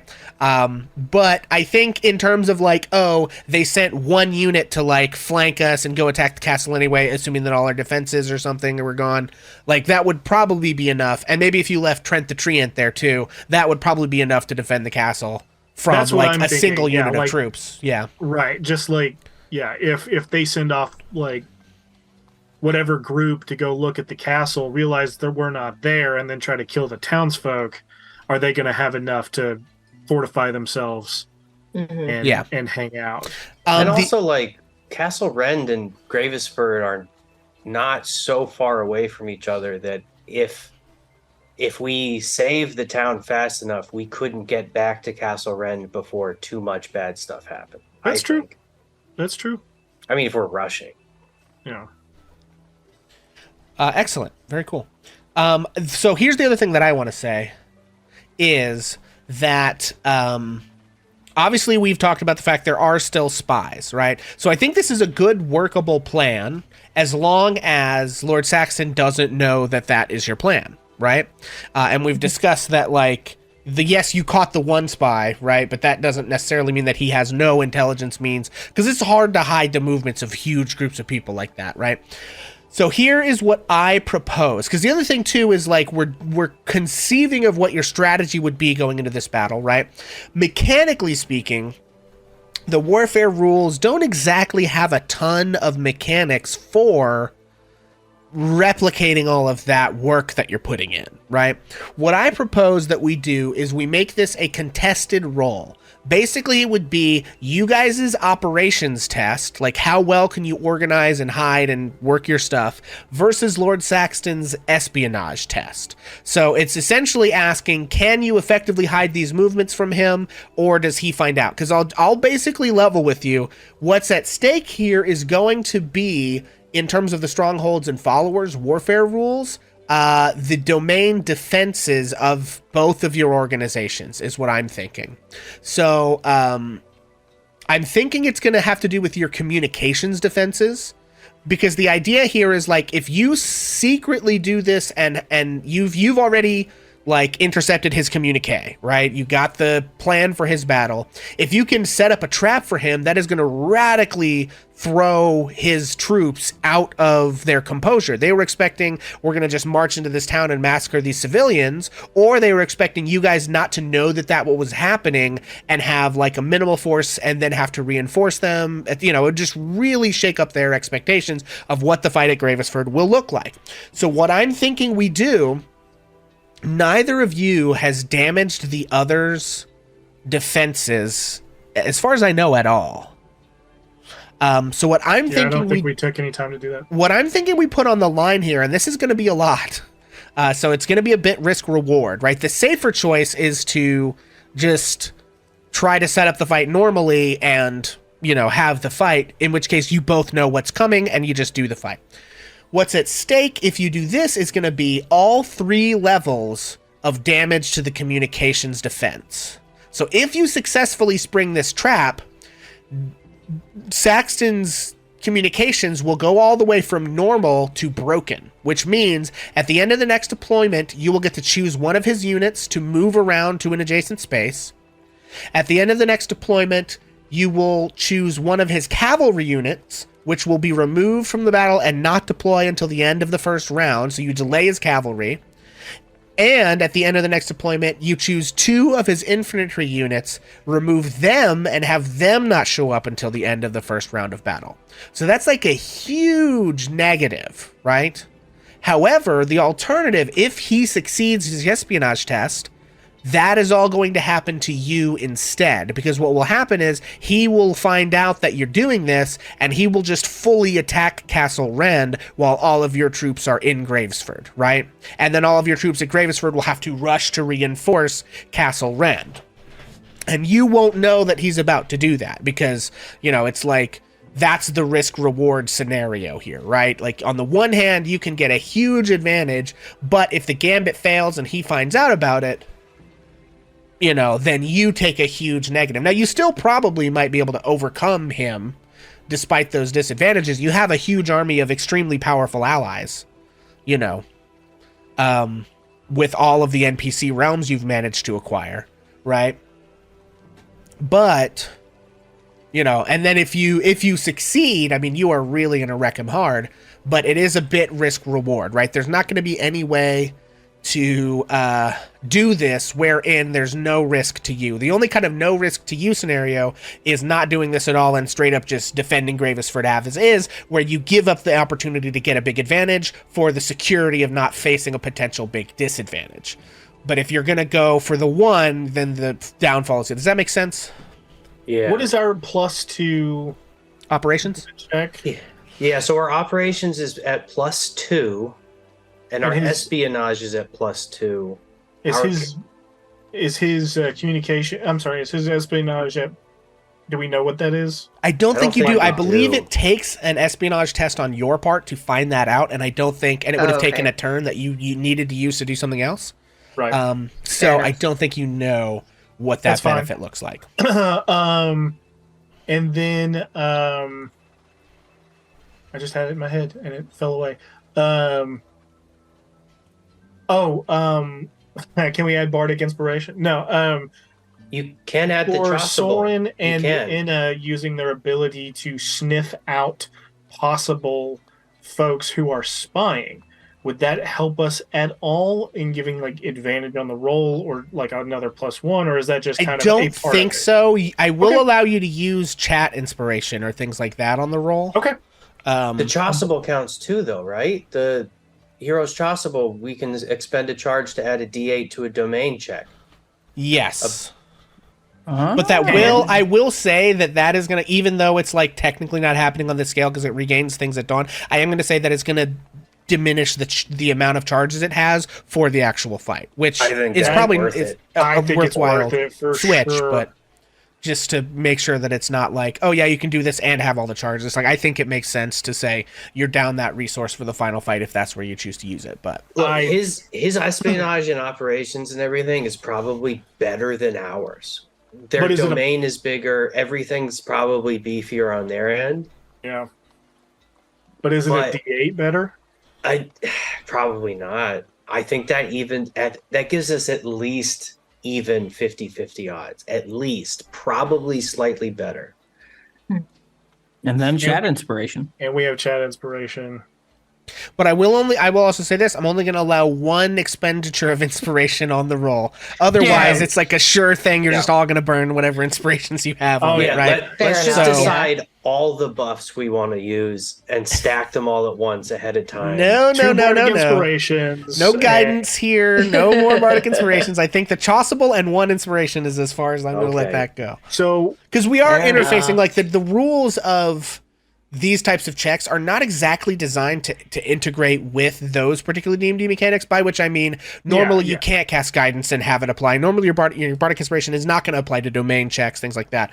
But the heroic Chasuble says specifically that it does that, and so therefore it does that, and then I will allow chat inspiration on whoever makes the roll. I think that's fair enough. But we can't stack anything else on top of that. Otherwise it just becomes a sure thing. Do you have the inspiration? Right? Do you have chat inspiration? I have DM inspiration. I have chat inspiration from 17 episodes ago. I would allow the DM inspiration or the chat inspiration, but again, only one expenditure of an inspiration on this. Happy to burn mine for the cause. I think it being your plan, you get the honors of rolling. Oh man, that's so. Is that agreed? That is the plan. Agreed. Everyone, let's take a nat 20. Let's take a vote. Double nat 20. Let's take a vote. I'm in. Silas is in. Hard or go home.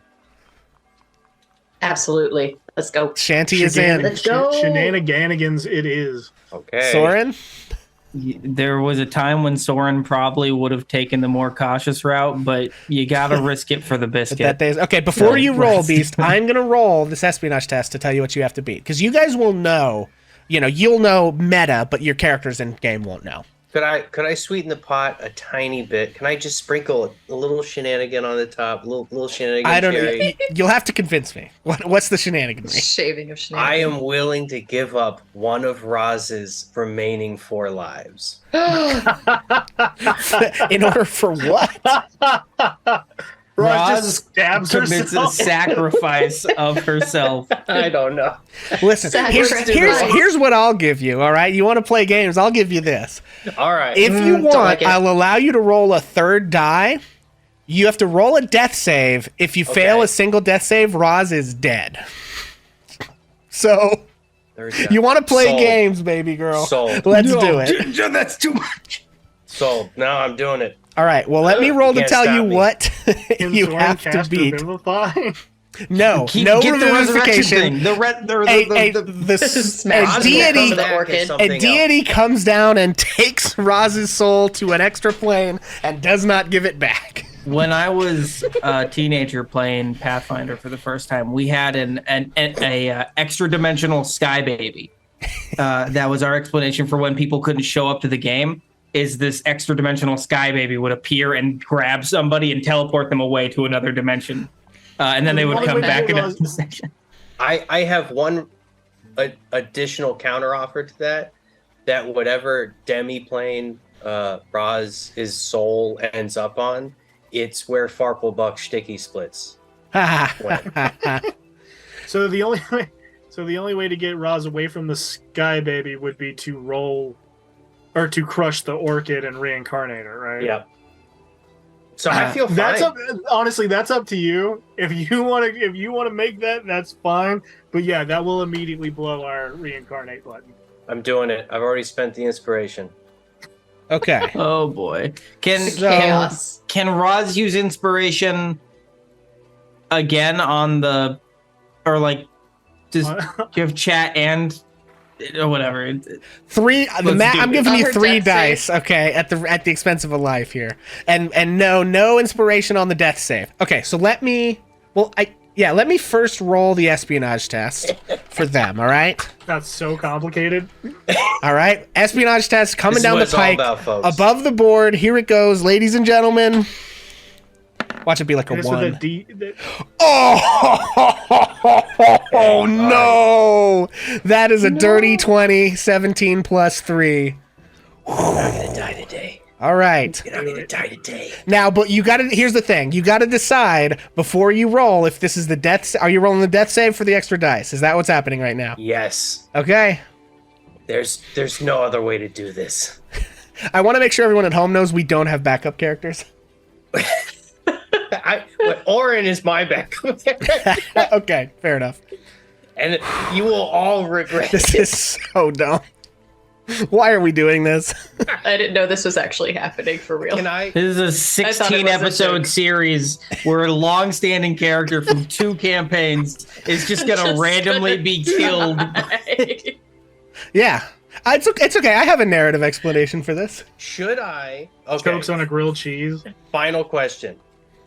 Do I roll the d20s one at a time? Well, you roll the death save one at a time first, sure. All right, I'll roll the death save first. Oh god. Jesus Christ. There's so much pressure right now. Oh god. Oh, no! It Okay. was all worth it. All Wait, right. So it's just a single death save. We're not doing like the trio. No, I said a Correct. single death save, a 50-50 bet. shot. So here's narratively what happens.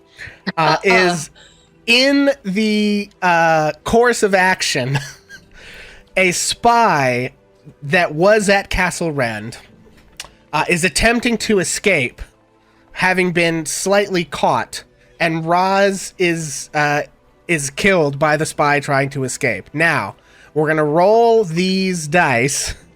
Roz's death is already assured. You gotta beat a 20. If you beat a 20, Roz takes out the spy and they both go down and Saxton doesn't know what the plan is. If you don't, then Roz dies and Saxton knows. All right. Anna and Perdita are gonna come back next session. I have to Roz is remake dead. overlays. Rainisford on fire. Rind gone. I mean, listen, we all knew that Roz would gamble one too many times before the end occurred. And I think All roll right. these one at a time. And you're getting actually, tell you what, roll your D8 first. And it'll apply to any of the rolls. 7. Oh, Ooh. okay. Seven's good. Okay. Mwah. And you guys' operations is a +2.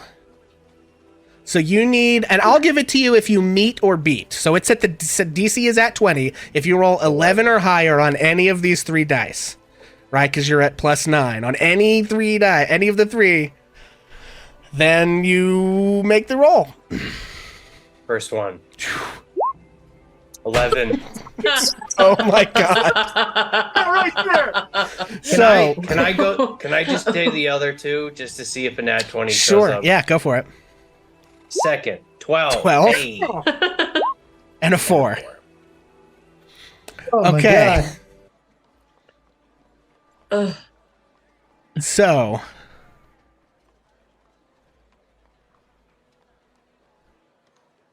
where's? Do I not Okay. have that in here? The plan works. But Well, it Roz works. just died. Where's my? I'm missing a soundtrack that I want right now. There it is. Yeah. So, Roz is grilling a cheese with Arrow in the kitchen. And you notice that the cook today is not the cook that has been in the castle most of the last several months. He's a new guy. And Roz, you are mostly concerned with your cheese. You inhale deeply. Oh, the smell of the toasting bread and the savory melting cheese. And then the scent of blood on the air. Coming from the cook. You can tell. You look at him and your eyes meet. And his eyes go wide. And he throws a knife directly at you and and hits you as he begins to bolt from the castle. Roz, you dig deep into that well of feline agility, springing over the like prep table in the middle, clattering of silverware. And you catch him just at the doorway of the kitchen, sinking your claws deep into his back before pulling out your +1 short sword springing it, flipping it around in your hand, and plunging it deep into his chest. You roll over off of the body in the hallway of Castle Rand. Why do I always kill your characters like 2 episodes from the end of a campaign? This is your fault. You've done this. And Roz, you know you have more lives left than this. What's happening? You see a bright light directly above your head. And you see a hand reaching down. A furred paw. Hercules awaits. Roz, you are truly a hero of the Hiskers clan, and your heroic sacrifice has ensured that your plan will succeed, and your remaining friends, teary-eyed, will have every advantage in their fight against Lord Saxton.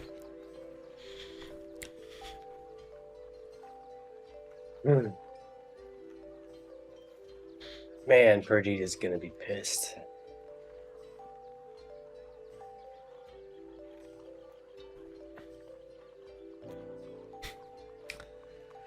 Wow. Man, I just got back. That was crazy. Do any of us get wind of what's happening? I think you come across the scene after it's all over.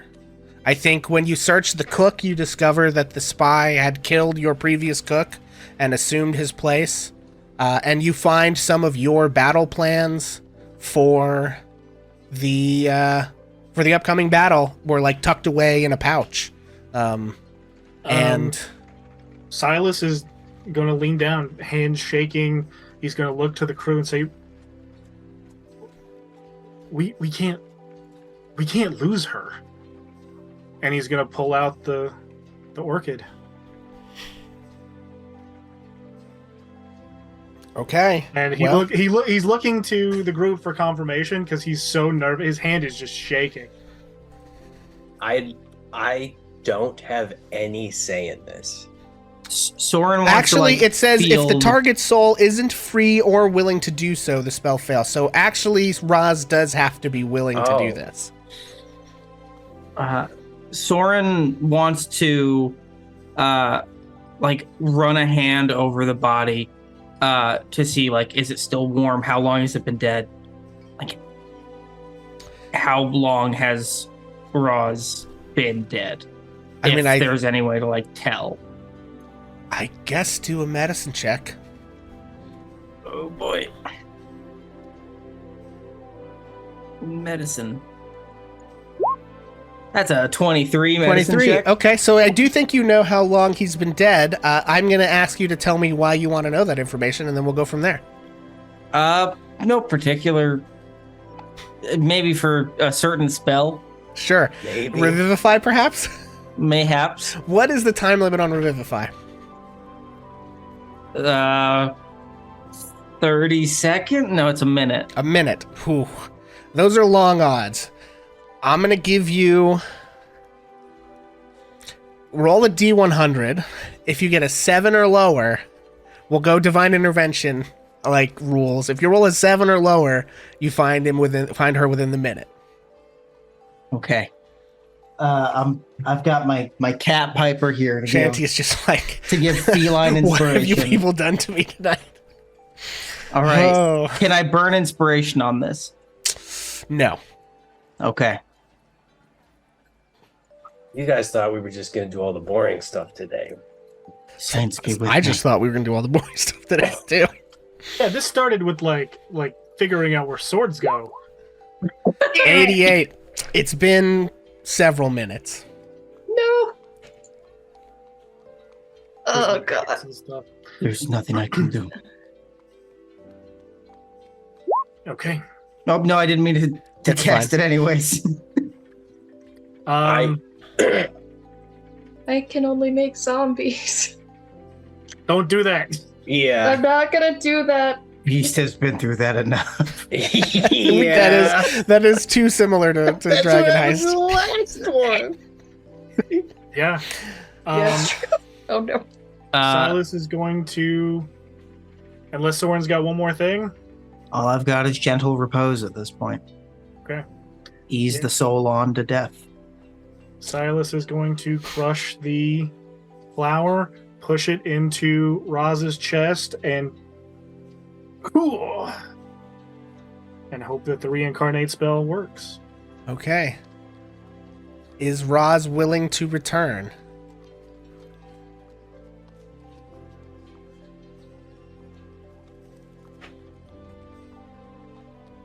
Can she see her friends crying over her body?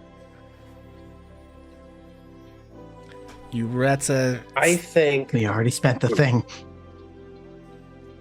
Roz is so stubborn. She refuses not to believe that she doesn't have more lives. Okay. And I think she's going to come back. All right. Yes. Roz. Roll me a D100. If I come back as like some sort of like planetar, That would be cool.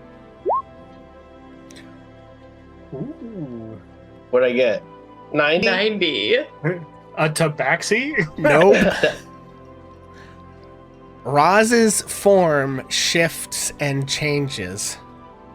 Her feline features morph. Heavy jowls. A thick lower jaw. Her fangs become tusks. Her fur recedes into her body. Roz becomes an orc. No longer a tabaxi. Feline, pawed, toe pads, and claws shift into thick, muscled lower legs and humanoid feet with a greenish hue, thick black hair spilling out behind. Armor covered in blood bursts off of your body. Your wide belt, which was, tabaxi are much smaller than orcs. It was for a thick tabaxi middle, is wholly incapable of confining the orc that we now see. As Roz's eyes open, your vision so different. Your normally slitted cat pupils have shifted into round, humanoid, orcish variety. You feel completely different. I think I must have eaten something strange. Is that you? Did it work? Get off of your knees, Silas.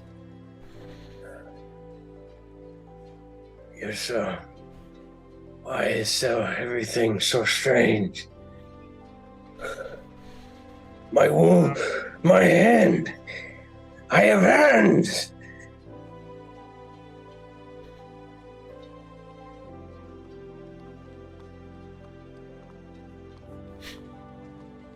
What have you done? What has become of me? Who knew one of your lives was a different person? Some could consider this an upgrade. Shanty's probably just gonna, throw herself on new Ra's friend and just, cry. Oh, Shanty. You're so small and delicate. How did this happen? Silas is just gonna hold out the remaining, crushed leaves of the orchid. Roz starts to cry, tears welling up and swelling down her cheeks, running across her new tusks. and she realizes that you gave up. You who only have a single life gave up the thing that could save you to bring me back after I felt like I was invincible. And I think Roz is starting to realize, as the mustache hairs that were her whiskers start to fall off one by one, leaving a single long, curly, coarse black hair on her upper lip. This is her last chance.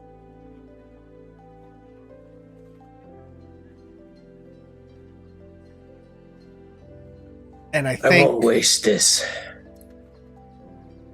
I promise I won't waste this. Don't let Perdita see me. Yeah, I was going to say, over the last few days, Perdita has been spending a lot of time with Edmund,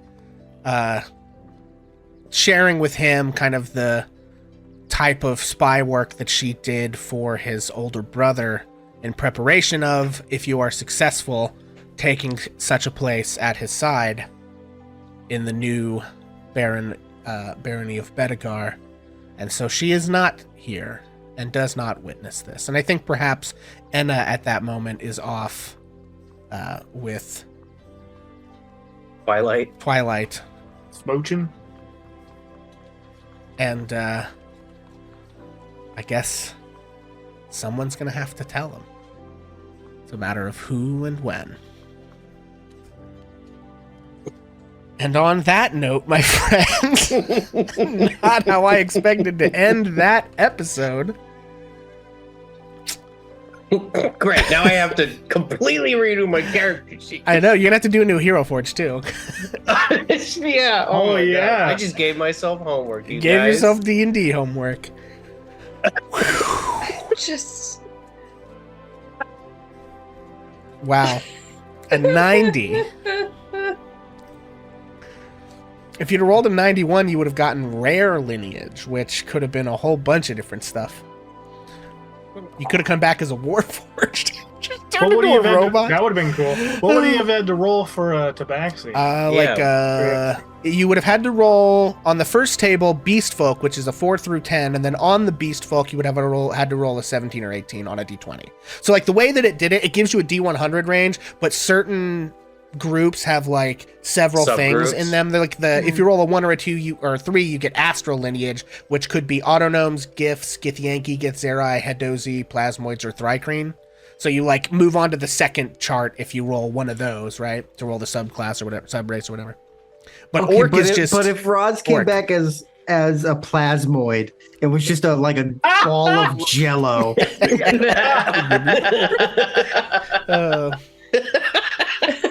That would have been cool, though.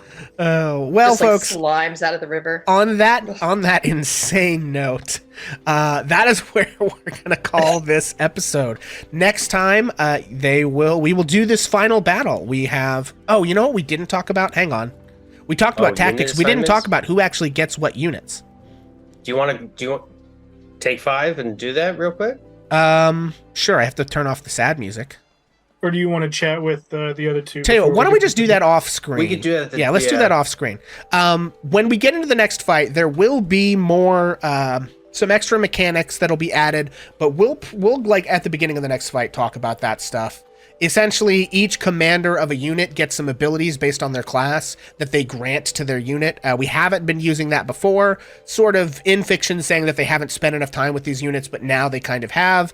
Also, out of fiction, we didn't want to overwhelm them. It's a lot of new mechanics at once to be even doing the warfare stuff, so we're kind of slowly rotating things in. So when we do the final battle, though, they will have everything they're entitled to by the warfare rules, including the commander traits that they get. So Martial advantages, that's what it is. So good God. Yikes. Alrighty, folks. What a way to end it. From inventory management to sudden death. That's the D&D way, baby. We're gonna do our usual sign off, and then I guess we should find somebody to go raid. So in the meantime, if you would remind us who you have been tonight and where you can be found on the internet, if indeed you can be, starting with Kyla. Hey friends, I'm Kyla. I played Shanty tonight, who's a bard and druid in our party. I can be found in most places on the internet, either under Kyra D, Crazy Cat Lady, or Kai2D2. Thanks for hanging out. Excellent. Beast. I'm Beast, and I play Rise His Curse, the Orc Valor Bard. And if you're confused by that, you need to rewatch this episode. And you can find all of them on YouTube. You can find me on the Bonus Moms Tavern Discord. I got some stuff ruined. I got new internet and it works. Oh, so look out for the future. I'm going to try to be a little more active on the line. And I hope to see you back here soon, friends. Excellent. Jesse. Hey, I'm Jesse. You can find me at YimbaDD. That's You Might Be a BND on the YouTubes. And I want to make a deal with everybody watching this in the group here. We are not going to tell Anna or Perdita what happened until next time. That way they can be surprised by this in actuality, if that's okay. So if you're a fan of Bonus Mom or in the tavern or follow her on TikTok, please don't let them know. And if you know Inna's player Taylor in person, also do not let her in on the fact that Roz has changed her look up a little bit, if that's okay. So I'm excited for that. I really want to see what happens. And yeah, thank you, and see you in 2 weeks. Excellent. And Jacob, welcome back. Howdy, folks. It's Jacob. I'm back after 17 sessions, just in time to watch a close friend die and transform into another thing. I play Soren Fairtalon, the Twilight Domain cleric and paladin, and I'm so happy to be back.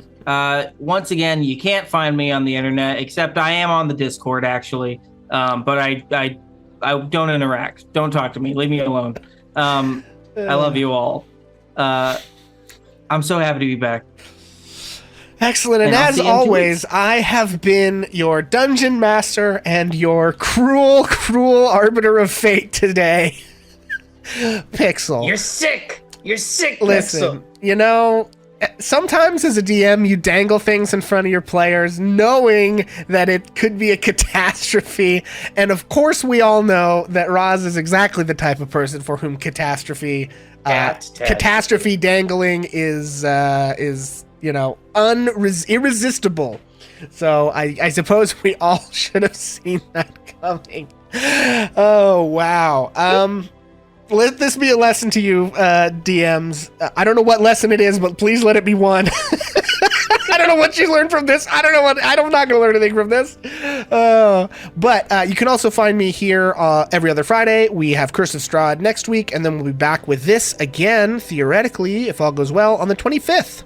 From here on to the end, we're just going to power through and get the episodes done, regardless of who we have, because we got to get this thing over with. We've been doing it for 2 years now, and yeah, so that is coming down the pike. And then you can also find me at Hammer and Pixel, where I will be playing Baldur's Gate 3 and also not making any better decisions than the ones I do here. So please be prepared for that and come hang out. It will be a good time.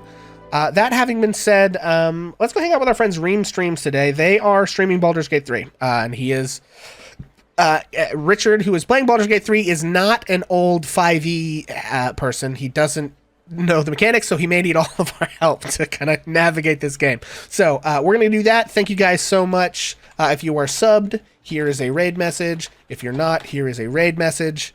We are going to go show them the love, and thank you guys so much. Peace. Let me tell a tale of a world where heroes walk among us, fighting through the darkness left by monsters and by selfish men. A tale of glory rents asunder.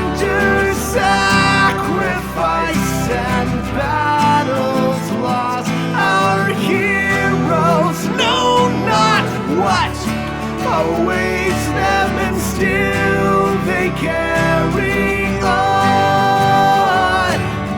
Let me sing a song of a family forged by trials and woe. On their own they falter, but together they will write their own tale of glory rent asunder, sacrifice and battles lost. Our heroes know not what awaits them, and still they carry on. What was rent shall be restored. What was lost now shall be found. The price of